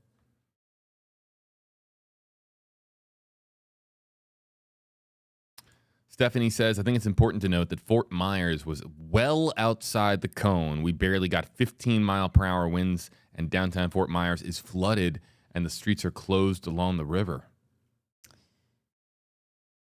We got anything on that? It just doesn't. I have seen a couple pictures on social media with some of that flooding in downtown Fort Myers. A little bit of storm surge there. Obviously nothing like what we saw with Ian last year.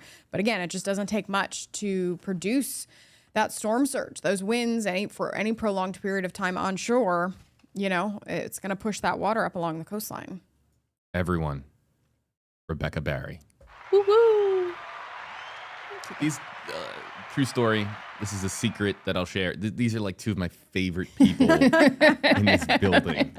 So this is welcome. This is the family right here. It's the Stream Squad. Yeah. This is we're now. I'm in the company of good people now. And look, you watch. You know what just happened? Right as Rebecca sat down, check it out.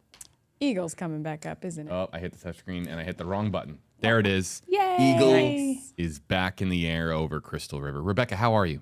I'm great. I felt like a zombie yesterday, and I only feel run down today. So that's I'm giving myself the most improved award. Up. Yesterday, Bayshore Boulevard got the most improved award. Today, it's me. I love it. Love to hear it. And how is Bayshore? I drove it. There's still a lot of debris.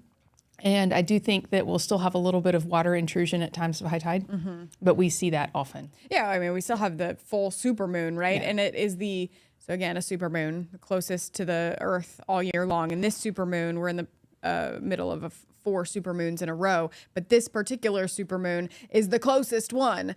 So it affects our tides the most out of any of the moons. So we're still seeing about a half a foot to a foot above what we would typically see with those tides, but not anything like what you're seeing on your screen. No. Really quickly, you guys, this is the Drone 8 video that we were just showing from from Tampa, from Bayshore Boulevard, which Rebecca was just referencing.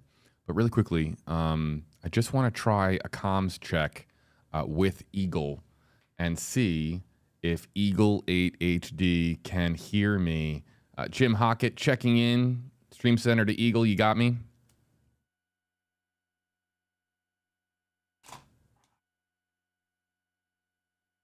There's a switch that we have to flip in a room that way. I'm just going to mute myself for just a sec. I'm going to mute all mics. Just give us a second, everybody. I want to see if I can communicate with Eagle. Hold on.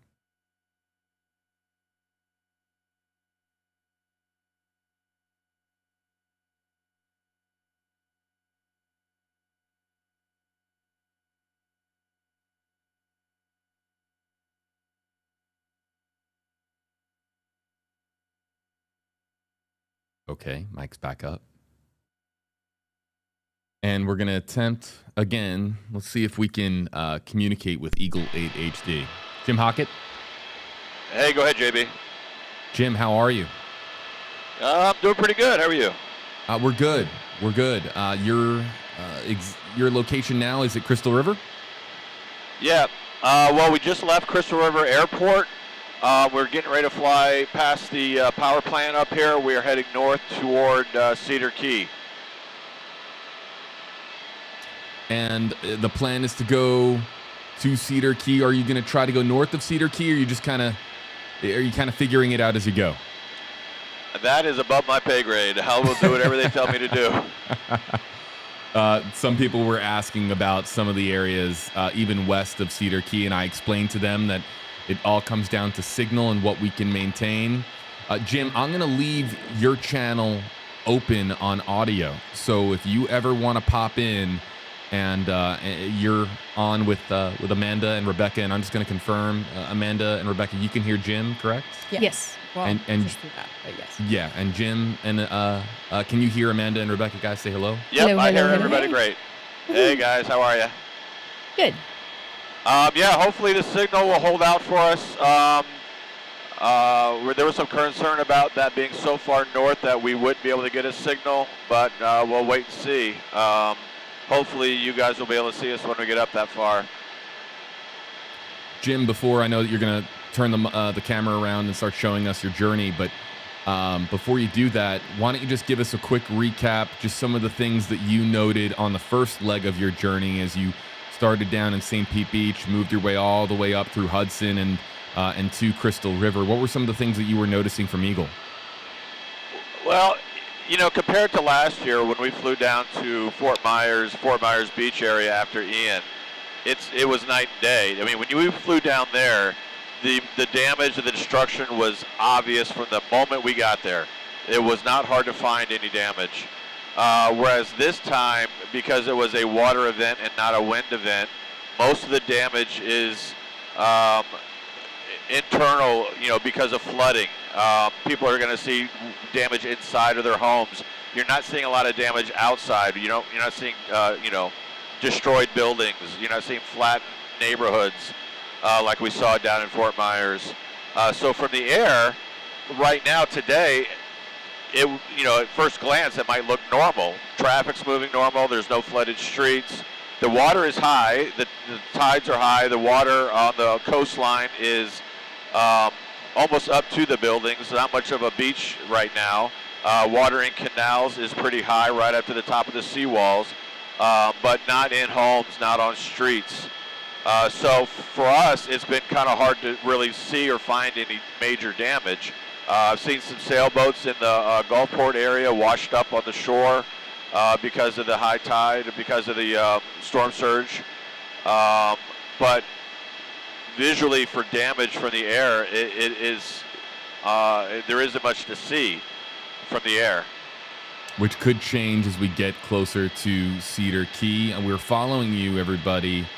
We're following Eagle 8 HD also on Flight Radar, and so that's also a super helpful tool. And it seems that you're coming up to Bird Creek Beach up here, Jim, and we'll let you focus on what you got to do for Eagle 8 HD, and pop on your mic at any point, Jim, if you wanted to point something out. Yeah, I will.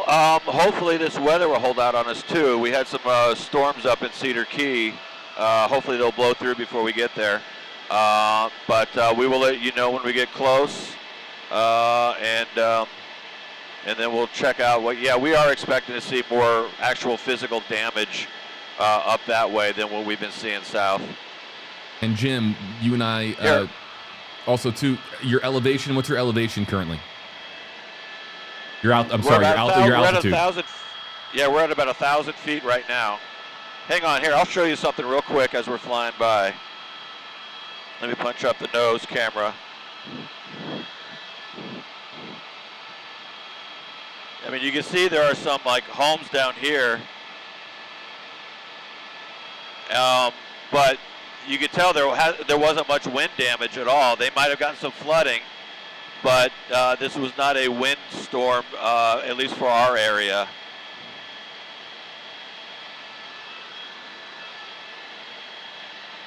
All right, Jim, we'll keep your channel open. Feel free to pop on the mic. Whenever you see fit, whenever you want to chime in, you are always welcome here on our live stream. So thanks for doing what you do, and have a safe flight. Also want to shout out the pilot. Who are you riding with today? It's Steve Odell is our pilot this morning. Steve, we appreciate you, man. All right, boys, stay safe up there, and we'll be monitoring your progress. Yep, sounds good.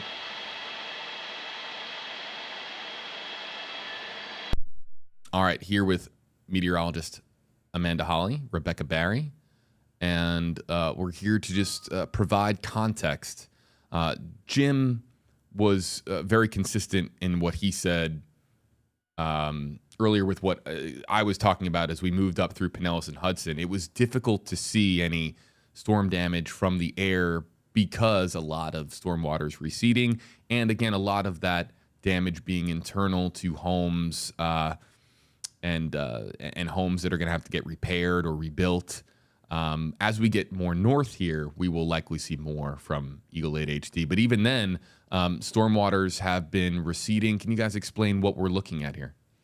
Yeah, I mean, the rivers are probably going to be swollen a little bit here, but we're not talking about the water heights that we saw yesterday during that peak surge event, because the winds have died down, so the water really has been allowed to recede out back into the Gulf of Mexico. You know, swollen rivers just because of the rain that we've seen, so it's all kind of draining into the rivers and then headed out into the Gulf of Mexico. But otherwise, yeah, the winds along our coast, so what you've seen so far from Eagle, there's just not quite enough to cause too much damage. Obviously, some broken tree limbs on the ground and things like that, palm fronds, but the water damage is going to be inside, and we're not talking about fresh water either. So it's that salt water that unfortunately gets inside your home, and then you have to deal with that with the drywall, and then, you know, make sure, you know, it's dried out and not going to mold anything. So it's a long road for someone who has water damage. A lot of our inland spots might be thinking, well, yeah, that wasn't a bad storm at all. But if you live along the coast, we've seen it with our reporters up and down the coastline, and all of our counties had some sort of water rise along the coast. I'm really worried about our insurance. Yeah. You know, every year when a storm comes through, it seems like more insurance companies leave the state of Florida and make it even more difficult, because when you see the devastation from the water entering these homes, they're months, if not over a year away from restoring what they had. Yeah. So, you know, they have to move somewhere, figure that out in the meantime, and then hope that nothing else happens to the home while you're waiting on a fix for the current problem. Get you guys an updated location here. Let's go full screen and show everybody. Jim knows that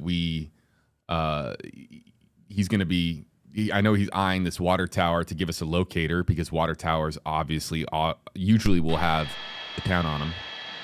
Hey, Jim. I believe this is Cedar Key, but we're still quite a ways away. 10-4, Jim. Yeah, I'm keeping an eye on the downpours that he was talking about earlier, the weather they're running into, and there is quite a few storms right over the Cedar Key point, if you will, that juts out into the Gulf. They're very slow movers. So looking here at Eagle's flight path on flight, folks at home can follow this too. Even some people in our comment section saying that they're following on flightradar24.com. You can look up the tail number. It's N818HD. Jim, we know That is exactly where you are. correct. Yeah, we use it all the time. I mean, that's how we see what other aircraft are in the area. Yeah, no, it's a great resource. Awesome resource to be able to track Eagle's progress. Jim's smirking because he and I will be on flight radar sometimes just to monitor other air traffic in the area just for fun. I mean, we'll just do that. I was going to say, I'm not going to, I'm going to make myself a nerd here, but I look at it just for fun at home. Flight radar is really cool. And if you just look at a major urban area, like I'm looking at flight radar right now, and there's a plane that is right to their right. It looks like a private jet is right next to them, maybe a mile or two away. But at an altitude of 36,000 feet, so way up there. They're down at about 1,000 feet. Yeah, they're probably in the clouds. I can't see them right now. Yep. But flight radar is super cool because when you zoom out and you just see all the air traffic. I think it's really thousands of fun aircraft. when, you're outside and you look up and you see an airplane, right? You can go on flight radar and click on it, and it will tell you where it took off from, where it's going most of the time, especially like commercial jets, it'll tell you. And sometimes you get planes that are coming from across the other side of the world. So I don't know, it's kind of fun. it is fun. Jim, and I can see on Flight Radar 24, you are coming up on Cedar Key. Looks like he froze there a little bit. Oh yeah, Jim, and this is part of Jim. I don't know if you can hear us. We might have lost signal with you over the radio. We have lost signal with you, Eagle. And this is where, I know it sounds crazy, but I'm going to text Jim and tell him. Oh, it's trying to, and they might be trying to increase altitude to get their signal out. Let's see.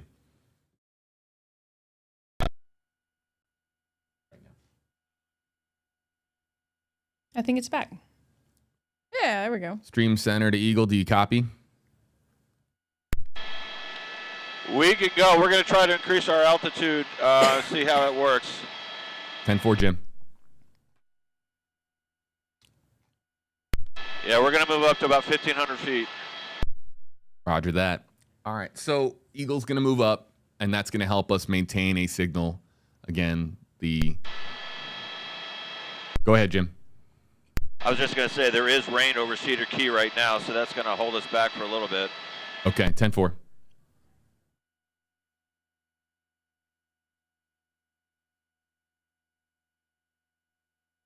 Already with an increase of altitude, we can already notice that the signal is improving. So Jim is zooming in here, and can confirm this is Cedar Key. We're looking at one of the hardest hit areas from Hurricane Idalia. It'll be difficult until we get closer to determine what the real impacts are on the ground this Thursday, August 31st. 2023, but anything you guys want to note as we're looking here and arriving at Cedar Key for the first time?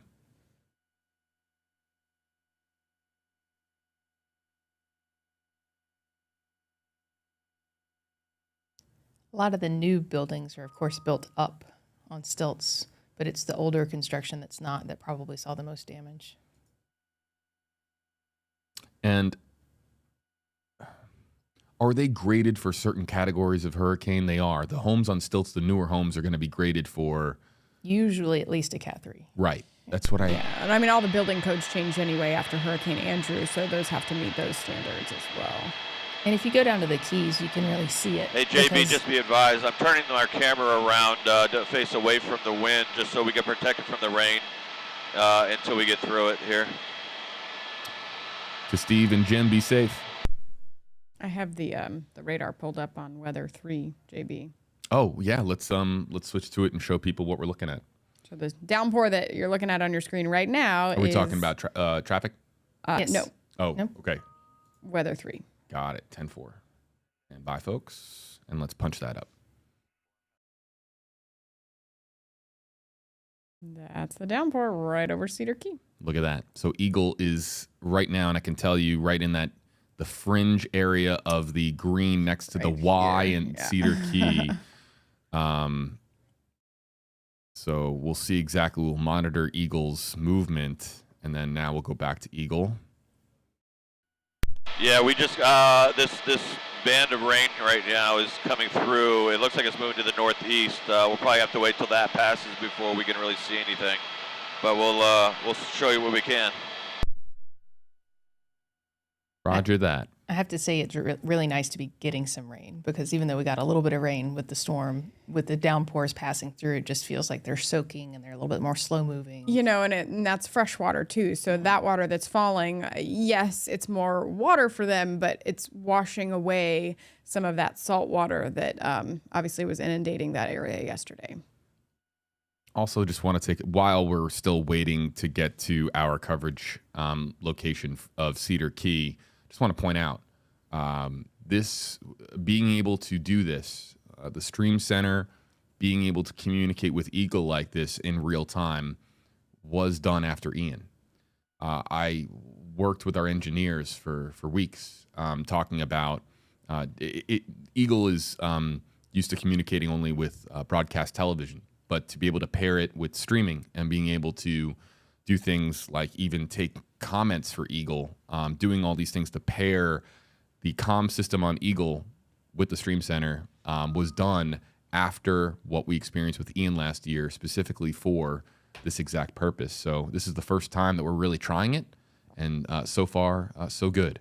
We are now live from Cedar Key, and we're now going to go live across all platforms. If you're just joining us here, folks, Eagle 8 HD arriving in Cedar Key, one of the areas hit hardest by Hurricane Idalia and the storm surge that we have been telling you about all week long with the Max Defender 8 weather team. I'm being joined by meteorologists Amanda Holly and Rebecca Barry.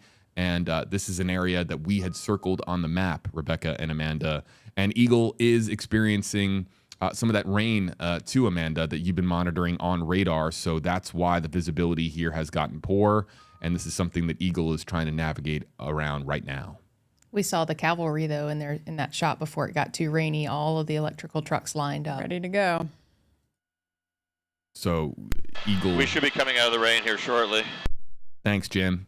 So also joining us from Eagle 8 HD, photojournalist Jim Hockett. Jim works not just with Eagle 8 HD and also too a pilot for Drone 8. Also works with someone our stream audience knows well, Masa Saidi. He is the photojournalist who most commonly works with Masa. And so, hey Jim, I'm just going to put you on the spot. Would you rather work with Masa or would you rather be an Eagle? I'm sorry, you're breaking up. I can't hear you. Yeah, I think that there was some signal interference there. Sometimes no answer is the answer. I don't know if that answer. No, you guys know I love what I do. Being an Eagle's always fun. Oh yeah, I'd much rather do that. Come again, Jim? You guys know that I love everything I do. Yes. Keeps it interesting. Yep, Jim is one of the more talented photojournalists you'll ever meet, and an even better person. So, Jim, it's great to have you.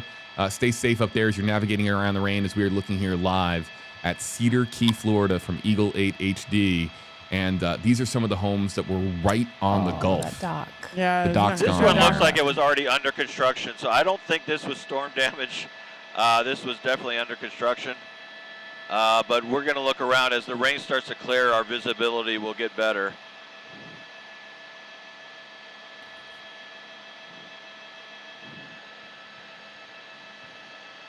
Lots of dock work to be done.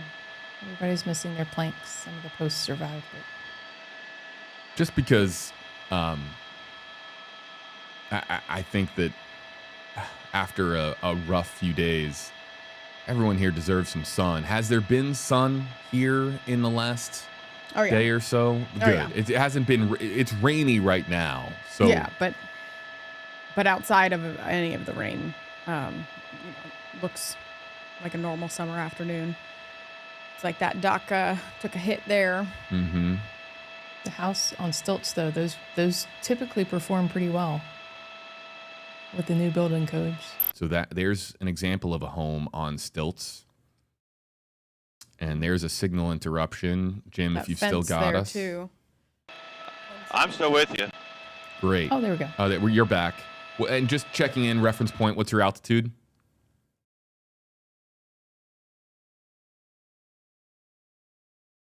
I think we froze again. Yeah, we froze again, Jim. I'm still with you. Okay. We're back up. It's cutting a little bit in and out, but you guys are doing a great job. Yeah, I think the rain's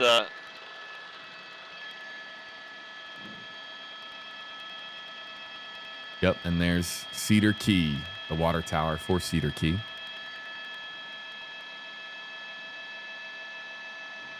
Yeah, we're hoping this rain clears out soon, and then we'll be able to really see what's going on down there. Fizzling, but it's fizzling, Jim, but it's slow. Oh, you don't have to tell me. I can see it. Again, if you're just joining us here live on Tracking the Tropics on WFLA Now, we're here in the Stream Center.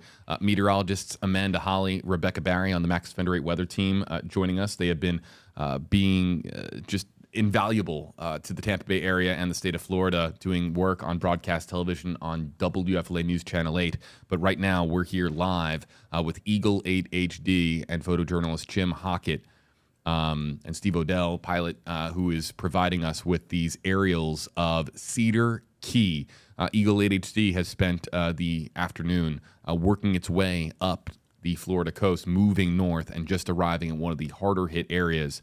Again, Cedar Key, Florida. This is just to the east of Keaton Beach, the National Hurricane Center's landfall location for Hurricane Idalia, a storm that made landfall as a Category 3 hurricane, peaking at Cat 4, but making a Category 3 landfall yesterday, Wednesday, August 30th, 2023. There's some rain moving through the area, and our meteorologists are telling us that the rain will fizzle out here hopefully soon, at which point we'll be able to have better visibility to show everybody what is happening on the ground right now in Cedar Key, Florida. Amanda. A series of photos just came in from Jeff Patterson. He's on the ground in Cedar Key.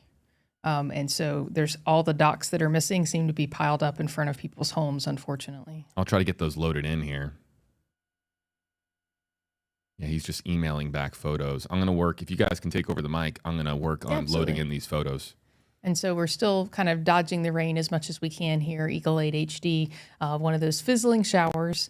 But what we're not seeing is the higher water levels that we saw previously when the storm was making its impact. And so it does look like most of the docks were compromised.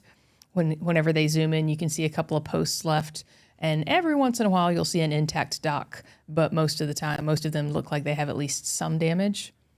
It's a tough thing to secure a dock, when the waters come up above it, and then you also have that wave action with the turbulent waves. It's a tough thing to keep a dock intact with a storm like that. And I'm not seeing the floating dock components of some of these. I'm wondering if those got loose as well. But the water's still even with a lot of those docks. Yeah, that's because we still do have that full supermoon that we keep talking about. Or without this storm here this week, those tides would have been 1/2 foot to 1 foot above normal anyway because of the supermoon that we have. That's normal. When we have a supermoon, the moon is a little bit closer to Earth in its elliptical orbit, and it definitely has an effect on our tides, higher and lower. But at high tides, they're about a 1/2 foot to 1 foot above normal. And we're still seeing the effects of that in place. But the storm surge related to the storm itself, that's all receded, and we don't expect that to be an issue anymore. And it looks like there's more of the cavalry right there. They're working on the power lines, perhaps. And they've got a tent set up. So the people are coming together. We see this after every storm. It's really the communities that build themselves back up, and other people jump in to help. The cavalry comes and helps who they can. And so looks like people are gathering by the water here, maybe taking a cruise around to see things.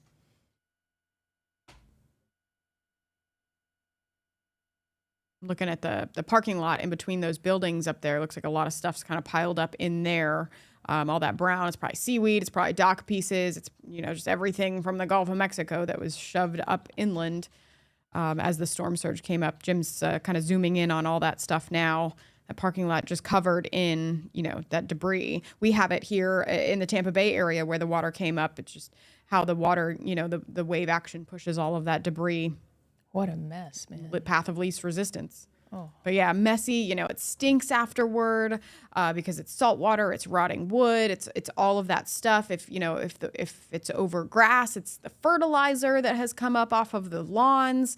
So it's just not a fun situation for our coastal communities to deal with after a storm like this. The storm surge, it's one thing in a weak storm that doesn't do water levels rise a foot or whatever. But when it's in the homes and the communities, it really makes for a big mess and just a long time cleanup.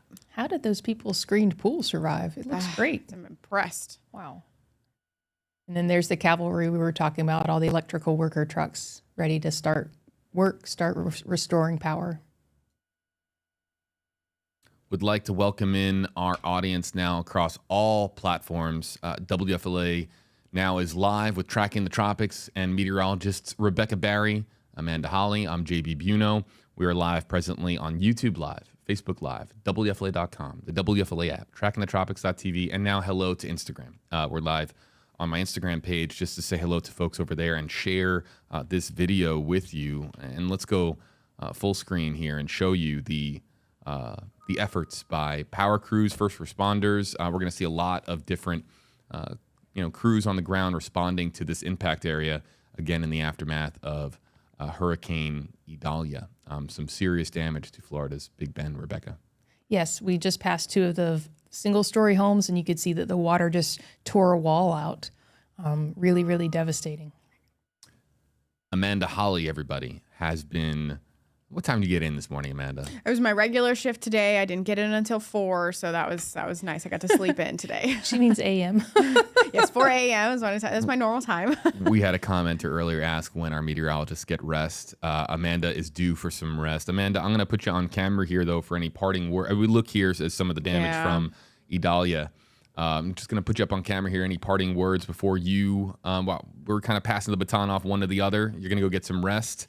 But anything you're noting here from Eagle or anything you want to pass along on stream? Yeah, just keep in mind, folks, the stuff that you're going to see here on Eagle over the next hour or so. This is Cedar Key, and this is still a good ways away from where Category 3 Hurricane Idalia made landfall yesterday. So the strongest winds weren't even felt in this community. It was one of the areas that was hit hardest by the storm surge. But as you go up the coast along the Big Bend, there's a few more small communities that really got hit hard by the storm surge. Steinhatchee is even farther north than Cedar Key. I was just there a few weeks ago and have seen some crazy video coming out of that region and that area, those small towns, these really old Florida feel communities got hit hard just because they aren't built up with the infrastructure that our big downtown spots are now. So they definitely got hit. We're seeing it now with the visuals from Eagle here. The storm surge being the biggest impact up and down our coastline, unfortunately. And it's going to be a while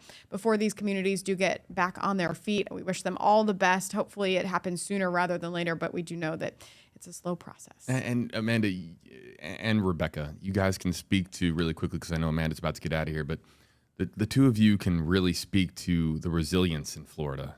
Now, Florida Strong is a real thing. People are still rebuilding after Ian, other storms that have hit in years past. Even Michael, we had commenters talking about after Michael hit the Panhandle. People still are working on efforts there after Michael was a devastating storm. Ian, a devastating storm. A lot of people just say this is their home. Mm-hmm. Whatever happens, they're coming back. They're going to rebuild, and I don't blame them. We live in a great place. There's a lot of stuff to do here. But, there is a price to pay sometimes when we have these storms come through. But there's price to pay everywhere you live. If you're not here and you're in the middle of the country, you have tornadoes to deal with. Over on the west coast of the United States, there's earthquakes over there. There's something everywhere. It's give and take, but it's certainly heartbreaking to watch. Absolutely. I do feel a little bit of hope because the building codes are so good now. Yes. And so if you do have to rebuild, you're probably not going to be ever looking at this situation again. Right. It'll be higher. It'll be stronger. You'll have to clean up that mess. It'll withstand what Mother Nature brings. Yes. Amanda Holly, everybody. A big thank you to Amanda. Jim, you're hopping on here. Yeah, just guys, letting you guys know that we've only got a few more minutes before we need to head back for fuel, because obviously there's nowhere to get fuel up in this area. So we've got to fly back to Crystal River to get fuel again. 10-4. Jim, while we got you on that note, what is your flight plan for the remainder of the day? I mean, especially on your trip back to Tampa Bay, what is the plan for you and Steve? I'm not really sure. That's up to Steve, but I think we're heading straight back to Tampa after this. 10-4, Jim. Thank you. We'll get what we can until we have to leave, though. Jim Hockett and Eagle. Mm-hmm. You know, Jim's my buddy. Yes. That's my dude. Yeah, so, if he says we have fuel concerns, we got to get out of here soon, believe me, I believe it. Yeah, you guys need to treat that with a little more caution than I do the fuel light in my car. Yeah, it's not like your car when the fuel light comes on and you're, I got another 20 miles. I'll do that tomorrow. It's not like that, folks. Got to get out of there. So this is a look. I'm sure Jim will be over here for a few more minutes as far as Eagle. But you're looking here at devastation from Hurricane Idalia. I'm wondering if they've already had some heavy equipment because there's not a lot of debris on the roadways, but we see it in giant piles. So I'm wondering if they've already cleared, because that's a really impressive, clean road, or especially around the periphery there, if they haven't already cleared it. My gut says that they got some heavy equipment in there and started clearing it. So we're looking here at some of the various streets. Yeah, you're completely right when it comes to rebuilding is part of how the state becomes more hurricane and tropical storm resilient. Mm-hmm. It's something we've talked about on other episodes of Tracking the Tropics, especially last year in the aftermath of Ian and the rebuilding down in Southwest Florida. You know far more than I do being a meteorologist, but these buildings are, the buildings that saw significant flooding damage. And that's another thing to point out here on stream. It's a lot of that significant flooding damage. You're not going to be able to see necessarily from Eagle, but you will be able to see it when our news crews, like when Jeff Patterson and Joey Capistran, when they go into these homes and they show you the water that is, in a family's kitchen or a water that went into their garage. Yeah, go ahead, Jim. Yeah, I'm not sure, but I believe this is the area that Jeff's been reporting live from a lot. One of the little B&Bs or inns here on Cedar Key. You can see where a lot of that debris is piled up. I mean, it looks like the buildings might have survived, but there's a lot to clean up, that's for sure. Hey, Jim, I know this is going to sound crazy, but bear with me because you know me, but there was a stop sign on the end of G Street that became a bit of an internet thing because people were very impressed by that stop sign staying. Is that it? Wow, it's still standing. Internet famous stop sign. It looks like a historical marker or something on the ground right behind it. Unbelievable. This stop sign became a thing in the Tracking the Tropics comment section. It became affectionately nicknamed Stoppy, and Eric Stone had something to do with that too. And this is the G Street stop sign in Cedar Key. And we were talking about how somehow it was holding on. It was, it was leaning, but it was holding on, and it became a bit of a symbol, if anything, for people because it was right there in all of those rising floodwaters from the storm surge. And my goodness, there it is, still there. Jim, thanks for show. Oh, and there's Jeff's Max Defender 8 storm vehicle.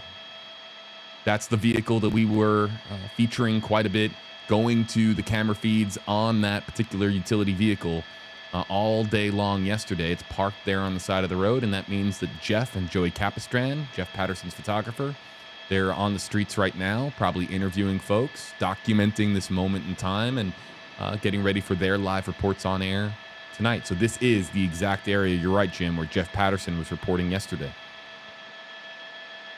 Yeah, just for people at home to know, all of these tents you see, all these SUVs, these are all network crews here covering the storm. Oh, wow. And that's that one cottage Jeff pointed out. Cottage 1 was completely devastated. It was the closest to the water. And then That's right. The other one sustained quite a bit of damage. I think one of them's missing an entire wall. Look at what a difference 24 hours makes. I mean, those waters were well past that first cottage, Rebecca, this time yesterday. And now the waters have receded significantly. Yes.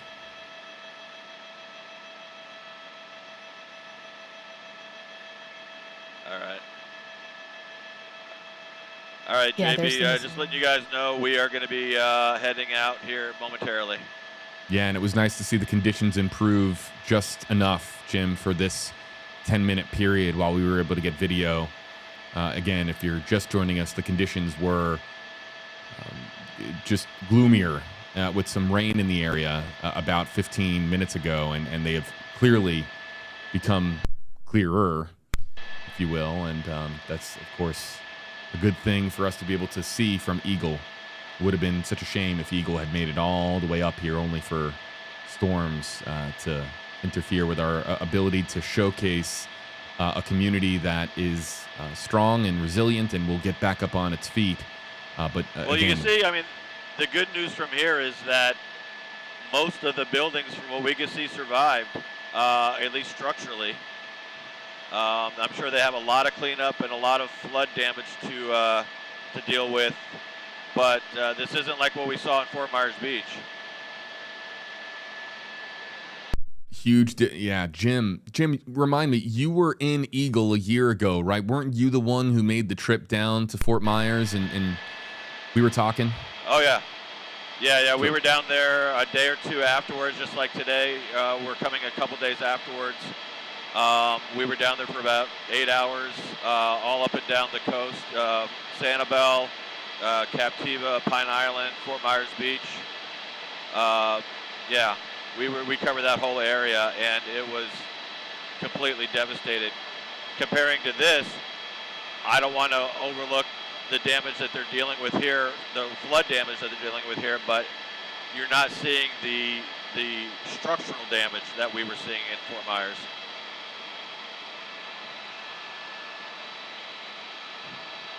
Huge difference from Ian and two different storms, Rebecca. Absolutely. Two different storms with two different makeups as we get a beautiful picture here of our, man, this is what a tool that we have with Eagle 8 HD also. I do feel so lucky that we have such a great helicopter. Yeah, and a great team with our pilots that are already on standby all the time, ready to go. Eagle 8 HD is really a big part of our operation here at WFLA, and being able to utilize it here. Yeah, from the correct me if Stream I'm Center is wrong, awesome. but this is for this area was a water storm, a water event more than it was a wind event like it was down south. Absolutely. Last year. The wind field was so compact. The hurricane force winds were only about 50 miles across for parts of the storm, 90 miles at their peak. And so that's really, really compact. As opposed to some of the greater storms that we see where the wind field extends out hundreds of miles. And so it was tropical storm force winds for everyone, hurricane force winds for a few people, and it did impact the hurricane force winds did impact a relatively rural area, especially as it continued its path over Georgia. And we finally got out of those hurricane force winds when it crossed into South Carolina.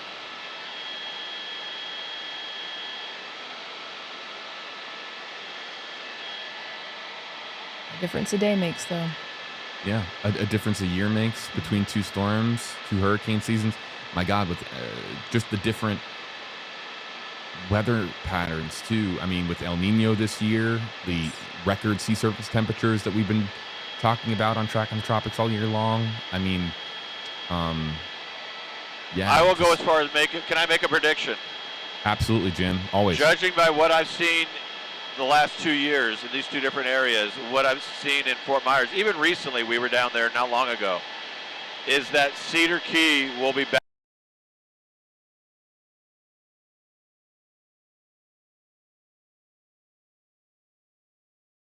Jim, if you still got us on radio, you cut out right when you said Cedar Key, and I want you to be able to finish your prediction. You want to try?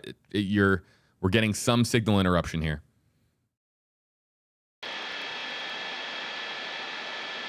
All right, looks like you're back, Jim. You got us? You got me now? Yeah, you broke up right at Cedar Key. I was just going to say, I will be willing to bet that Cedar.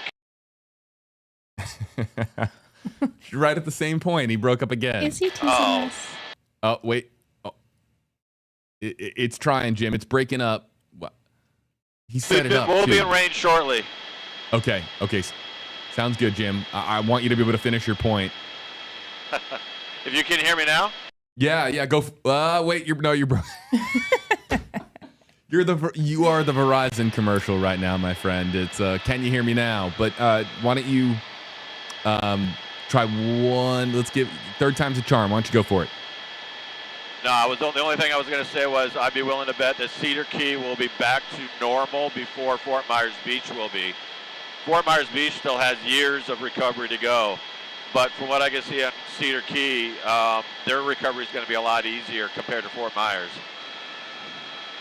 That makes sense. Yeah, just structurally, so much more was catastrophically damaged down in Fort Myers Beach, where it looks like there are a couple of catastrophic failures from what we just saw on Eagle 8 HD as it flew over, but it looks more like a mess and a really big inconvenience and a lot of internal work.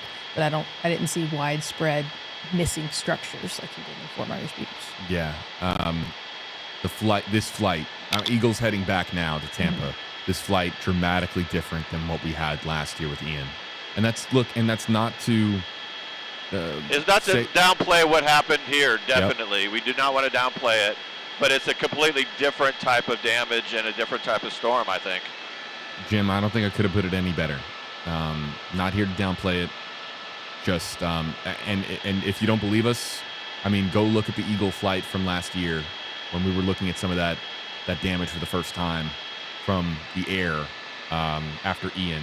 It was just and that's what happens too. Look, we're talking about a storm with Ian, Rebecca, that hit a much more densely populated area versus here, where of course you have Cedar Key and you have some smaller communities there on the Big Bend. But it's a marshier area. It's not as well populated of an area of Florida. Yes, and I also was noticing while we were looking at some of the zoomed in pictures, a lot of the people had mangroves planted in front of their seawalls, and that is so smart. Mangroves take so much energy from rising water. It's nature's battering ram. It just really removes a lot of the power of water, and so a lot of the seawalls look like they were completely intact. And I do think that planting the nature's mangroves, which is the natural tide break, is really, really smart. And I think that that's something that a lot of coastal communities around Florida will probably start to take a closer look at. A study came out a couple of years ago that really detailed how much energy a mangrove can remove from a powerful wave, and so that you're not trying to absorb that energy on your seawall or on your dock or on your property. And so a lot more energy is being put into reinvigorating our mangroves, even just for that purpose. Mangroves, they're awesome.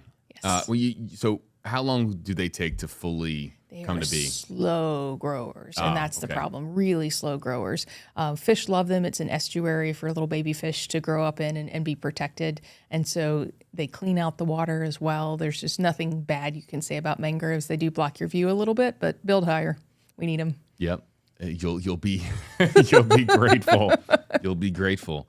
Great to have Rebecca Barry, Jim Hockett here with us on stream. Let's get now to, hopefully this works. I just loaded up some of those new images from Jeff Patterson. Oh yeah, wow. Here we go. Let's go full screen and let's take a look at this. These are shot by Jeff, and this is Cedar Key. Whoa. So look at the difference from shots on the ground versus shots from the air. We were talking about how from the air, the damage didn't appear to be. We were comparing it, of course, to Ian and what we saw last year. But on the ground, look at some of these shots. There's a lot of debris. So much debris, and that's terrible. And I know we all want to help, but a lot of times what the American Red Cross calls the second disaster is the wave of people trying to help in ways that hinder the recovery effort and hinder the rescue effort and hinder the rebuilding effort. Make sure if you are, going to help the Cedar Key community or any of the other communities, you're doing it in a way that's respectful of them and not just driving a whole bunch of stuff over to them. Because as you can see, the last thing they need right now is stuff. They need stuff gone, not brought to them. And so make sure you're responsibly helping as you support these communities in a way that's truly helpful for them. It's totally true. And of course, we'll see the humanitarian efforts that will take place, and people will be rushing in to help. Hey, I'm going to pause this one. You guys see what I see? Is the stop sign there? You're looking for the stop sign? It's there. That's it. Where is standing. It? Hold on. I'm going to see if maybe, just maybe, I can just manipulate this and zoom in. Yeah, hold on. Hold on, folks. Right. Hold on. Whoa, wait. I lost it. Wait. Oh, it's there. Stopping. Wow. There it is. The G Street stop sign is still what, as the waters were receding, as the waters were rushing in, as today, it somehow is still in the ground. Impressive. It's this stop sign is just resilient. Just wouldn't go down. It's like Florida. Symbolic. It's like Florida. It just wouldn't go down. We could take some punches, but would not go down. Really cool to see. Rebecca Barry with us here in the Stream Center, and Amanda Holly. And yeah, I think so. Hey, let's just check in really quickly one more time with Eagle before we say farewell. Hey, Jim, we just punched it back up. We're going to be ending our live stream here relatively soon. Just wanted to check in with you on your flight plan, heading back to Tampa, and if you've had any conversations, and also, too, just the last check-in if you guys want to mention anything. No, we're good right now. We are en route. We are probably going to be flying we're actually flying right past Crystal River, but we're out over the coast right now. So you're not going to be able to see much. But we're making a beeline for downtown Tampa. All right. Well, we know that you're stopping to get fuel. Have a safe journey back to Tampa. Pass along our best to Steve, the YouTube comment section, Facebook comment section, others. Appreciate the work that you guys do, and thanks so much for helping us on stream here today. Yeah, no problem. Good to talk to you. All right, Jim Hockett here with us in Eagle 8 HD, and that's probably going to do it for our live stream. Rebecca, I'm going to pop the two of us up here together. Awesome. What's next? Well, for me personally, I have to do the forecast. That's right. But for us, what's next? The conversation that our community needs to be having is, what do we do right? Where do we have room to grow?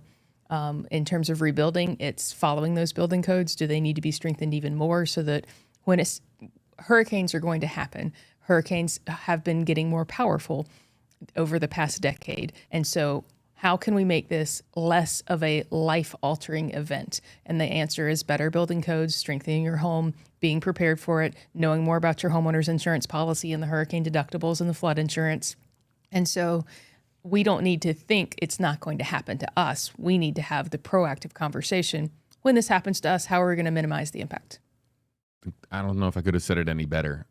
We continue to also evolve and grow as far as how we understand how these storms develop, where they're going to go. Even some of the great episodes that Rebecca and Amanda were on earlier this year, talking about how technology, the National Hurricane Center is always learning and growing too, and using technology to gain a better understanding, various forecast models and things that they do that are advanced science to be able to understand where these storms go. And it's happening globally too, Rebecca. I think that's worth noting. I mean, of course, we talk about the Euro model all the time, the GFS model here in the United States, the incredible work by the National Hurricane Center.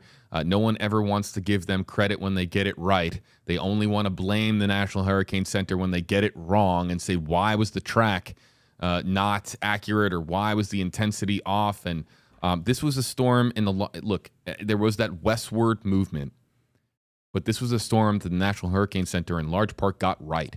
The models were just incredibly consistent, 72 plus hours out. Yes, and everyone was asking, is it going to turn right? Is it going to turn right? Is it going to turn right? Just like Ian did. But there was a front that helped Ian turn right. And so we just didn't see that in the forecast. We didn't see it as a reason that it would make any unexpected motions. And Jeff and I were talking about it yesterday.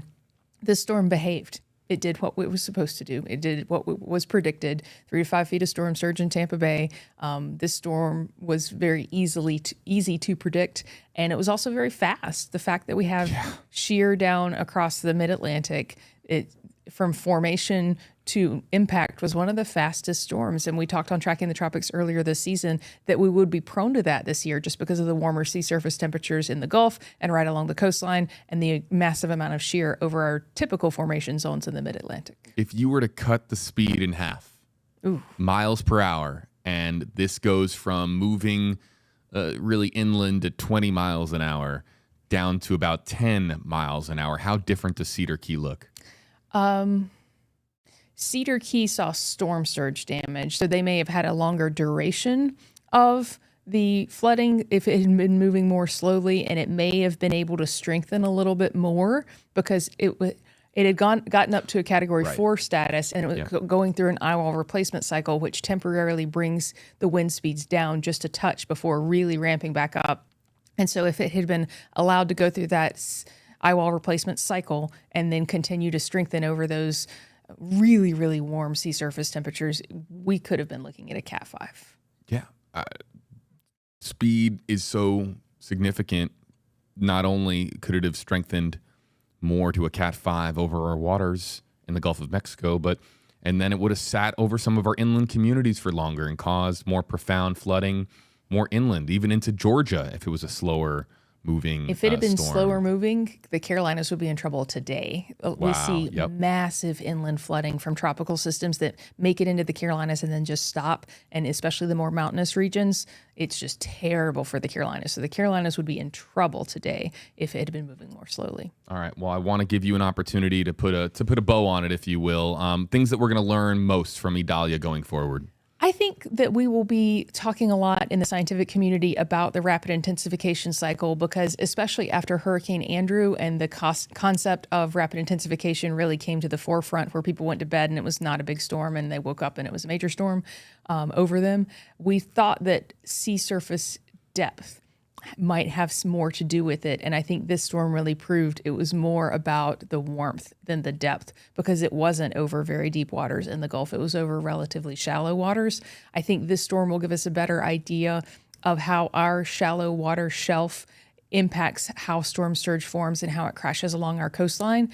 And I also think that in large part, this is exactly what we thought might happen this season with a stronger El Nino formation outside of typical formation zones and spin up systems right by the coast. There's a lot to learn after every storm, including here. We lost Eagle. Oh. And that's why we get this graphic up here. We'll come back to this one where you don't have to look at the bars.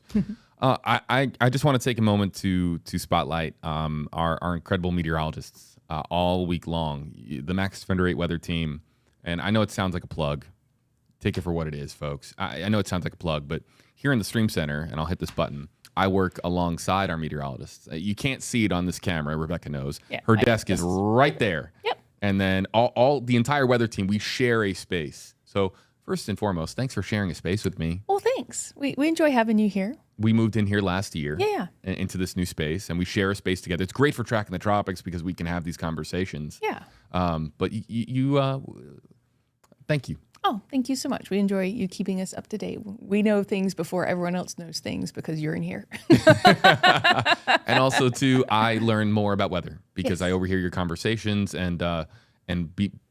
Please understand, folks, that our meteorologists are real-time scientists documenting real-time weather events. I mean, they really are. And they bring invaluable expertise, and it's all about helping people understand how storms form in an effort to keep you safe out there. So Rebecca, Jeff, Amanda, Lee, Val, and Eric, the 6-member team, on the Max Fender A team just deserve a tremendous amount of credit because you guys juggled broadcast television and live streaming just tremendously well. And thank you for all that you did to keep people safe. Oh, thank you so much. I really appreciate it. Rebecca Barry is going to, do her forecast. Yeah, I got to go do And the we're going to forecast. wrap up our live stream. Thanks so much for joining us here on Tracking the Tropics. I already gave my big spiel yesterday about how you provide feedback. Perhaps our YouTube moderators can hop in there if you wanted to send feedback our way. I won't go over the big thing again about the various emails. Really, it's just news@WFLA.com if you want to pass it along to our news team here. And then if you want to reach me, heyjb@WFLA.com.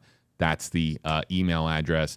We really appreciate you joining us here on this edition of Tracking the Tropics. It streams Wednesdays, every Wednesday during hurricane season, storm or not. Rebecca, Amanda, the team, they are talking about the tropics. They're talking about how we educate people on tropical development, tropical storm preparedness, hurricane preparedness, how science and technology is evolving. That's Wednesdays, 12:30 during hurricane season. And then, of course, we have additional coverage when storms form. There's also the podcast. Yes. Can we plug the podcast really quickly? Oh, Spotify. Spotify and Apple Podcast. If you want to listen to it in the car, if you're a weather nerd, we're weather nerds. Yeah, the quieter, when there's nothing going on in the tropics, those are the really nerdy episodes. Oh, yeah. Just to let you know. I don't know what you're talking about half the time, and that's a conservative estimate. I'm like, wait, what are you guys talking about? Yeah. But weather nerds out there, the Tracking the Tropics podcast is for you. Apple Podcasts, Spotify, you can listen in. There's already an entire catalog of content, and you won't hear me very much because I'm only here when storms form. Rebecca and Amanda go really into the weeds, if you will. They do a deep dive into some great weather topics with our other meteorologists from across Next Our Nation. And I think the hurricane hacks episodes might be particularly useful. Some of the stuff is too topical. It's what's going on right now. But we did a couple of episodes about, hurricane preparation. We all know 101, but this is 102, that next step in terms of hurricane preparation. And not all episodes are super weather nerdy, but sometimes you guys do deep dives and they are most fascinating. of the time they are. Really appreciate it, Rebecca. Appreciate all of you watching wherever you are watching from. You can follow Rebecca Barry on her social media accounts. You can follow me on my social media accounts as well. Thanks so much for joining us for this edition of Tracking the Tropics, and we'll see you next time here on WFLA Now. Stay safe out, everybody. Find Tracking the Tropics on these platforms. And for storm updates, the latest models, and helpful resources, visit trackingthetropics.tv.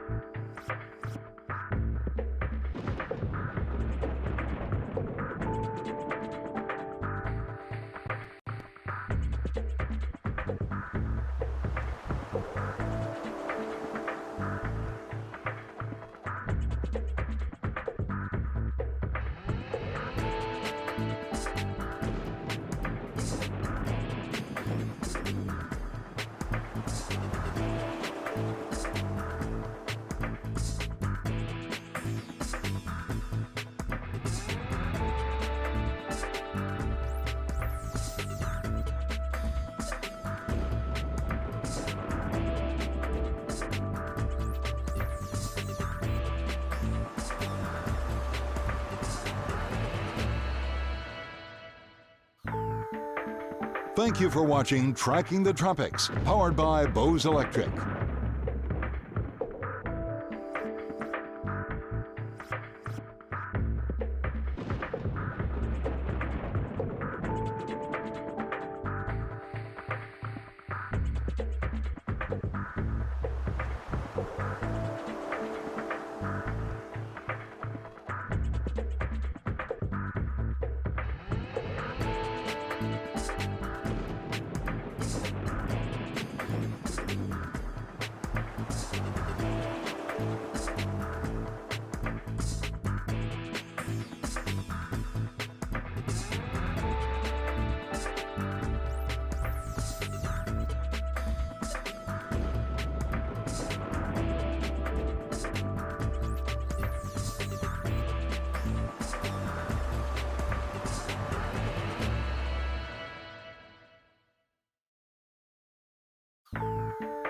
Find Tracking the Tropics on these platforms. And for storm updates, the latest models, and helpful resources, visit trackingthetropics.tv.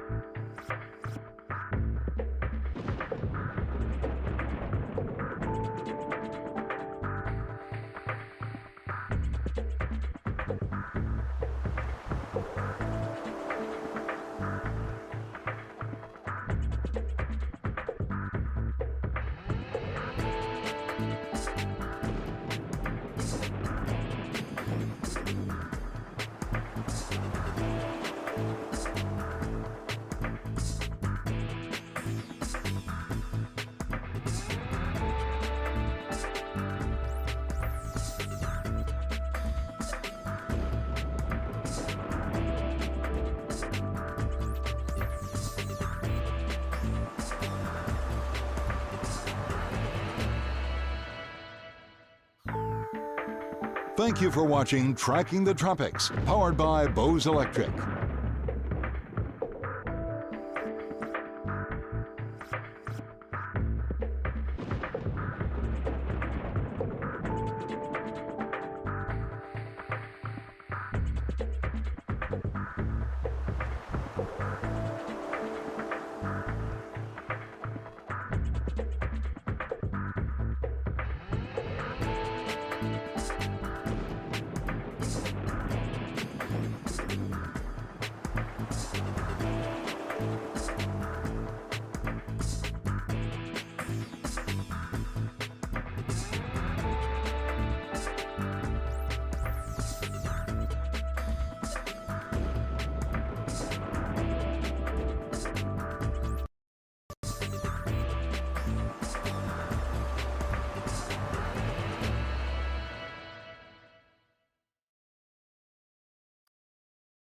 Find Tracking the Tropics on these platforms. And for storm updates, the latest models, and helpful resources, visit trackingthetropics.tv.